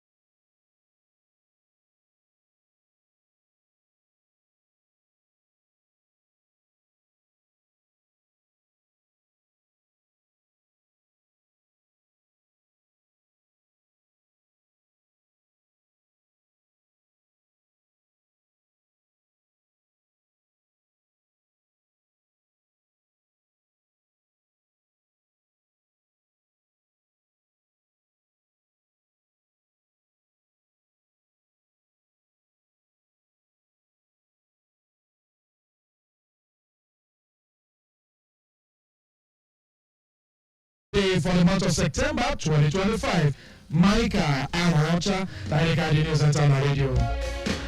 So if you tackle the big of problems where human beings and the cause for in coastline, Lagos State government have been ready to get a first ever Lagos Waterfront Summit with over 500 global experts with them at the experts so they could follow control face for the meeting. Commissioner for Waterfront Infrastructure Development, Dayo Bush Alebioshu, now they talk because this one what they want to do now to fit protect the coastline and raise the standard to fit compete with how they take ground for the world. Bush Alebioshu now become the Yano say the summit now groundbreaking event with them package to fit show the future of urban waterfront all over the world. They take me and mark a bold moment for the levels that waiting to take show for waterfront development. It talks the key highlight of the summit that will follow global perspectives that will say how the time from the world will not sharp up for grant. Just sustainable development focusing on job practices. The theme, the Lagos experience.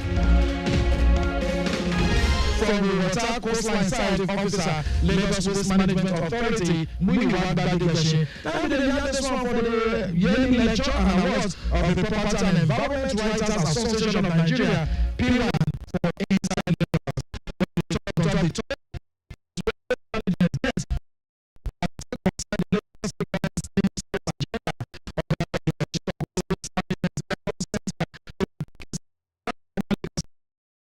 Commissioner for Planning and Urban Development, Toyi Ayinde, that become the shook mouth on top of the say waste management gap begin with information. And for today's when they enter with studio right about now, Inspector General Police Kayode Egbefowoyan will be to report inside Abuja as this appointment don't take me so Egbefowoyan inside Abuja as this appointment don't take me so Egbetokun appointment don't take me so Egbetokun and make sure everything will make sense for better levels for positive relations with public them. Before in appointment, Benjamin Odeyi library to man, and I will take over from Adejobi with them. I don't say for now. Make it go sit down chief for Delta State Police Command as they already deploy them. Go that side.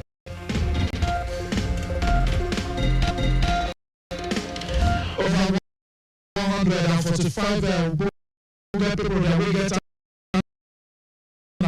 for construction industry will be shown from 20 countries. Now they're ready to sit down for Landmark Center Lagos for time when Nigeria construction sector then they predict this year. Say it will expand like rubber for Peking and 24 go enter 2028. Senior Vice President Construction for DMJ Events, Josephine Edgemans, and they talk to the events. And they work out join with waiting the country carry for head as a Nigeria construction market. Now, they look take a few over $108 billion for 2025. They talk say as they bring all these suppliers and wait and that for front on top of one meeting. So, decide matter for construction side under one roof. Big Five constructs Nigeria and they create space where business opportunities they meet national priorities. Away from the serious stories from Nigeria, we fly come out to order the Kremlin and then don't reject any kind of matters where foreign troops and they go working for Ukraine to provide security guarantees. According to don't formally officially commit so that they go carry troops by land, sea or air, carry give Ukraine the day after ceasefire and they be agreed. After summit of the 35 countries become put the coalition of we go to show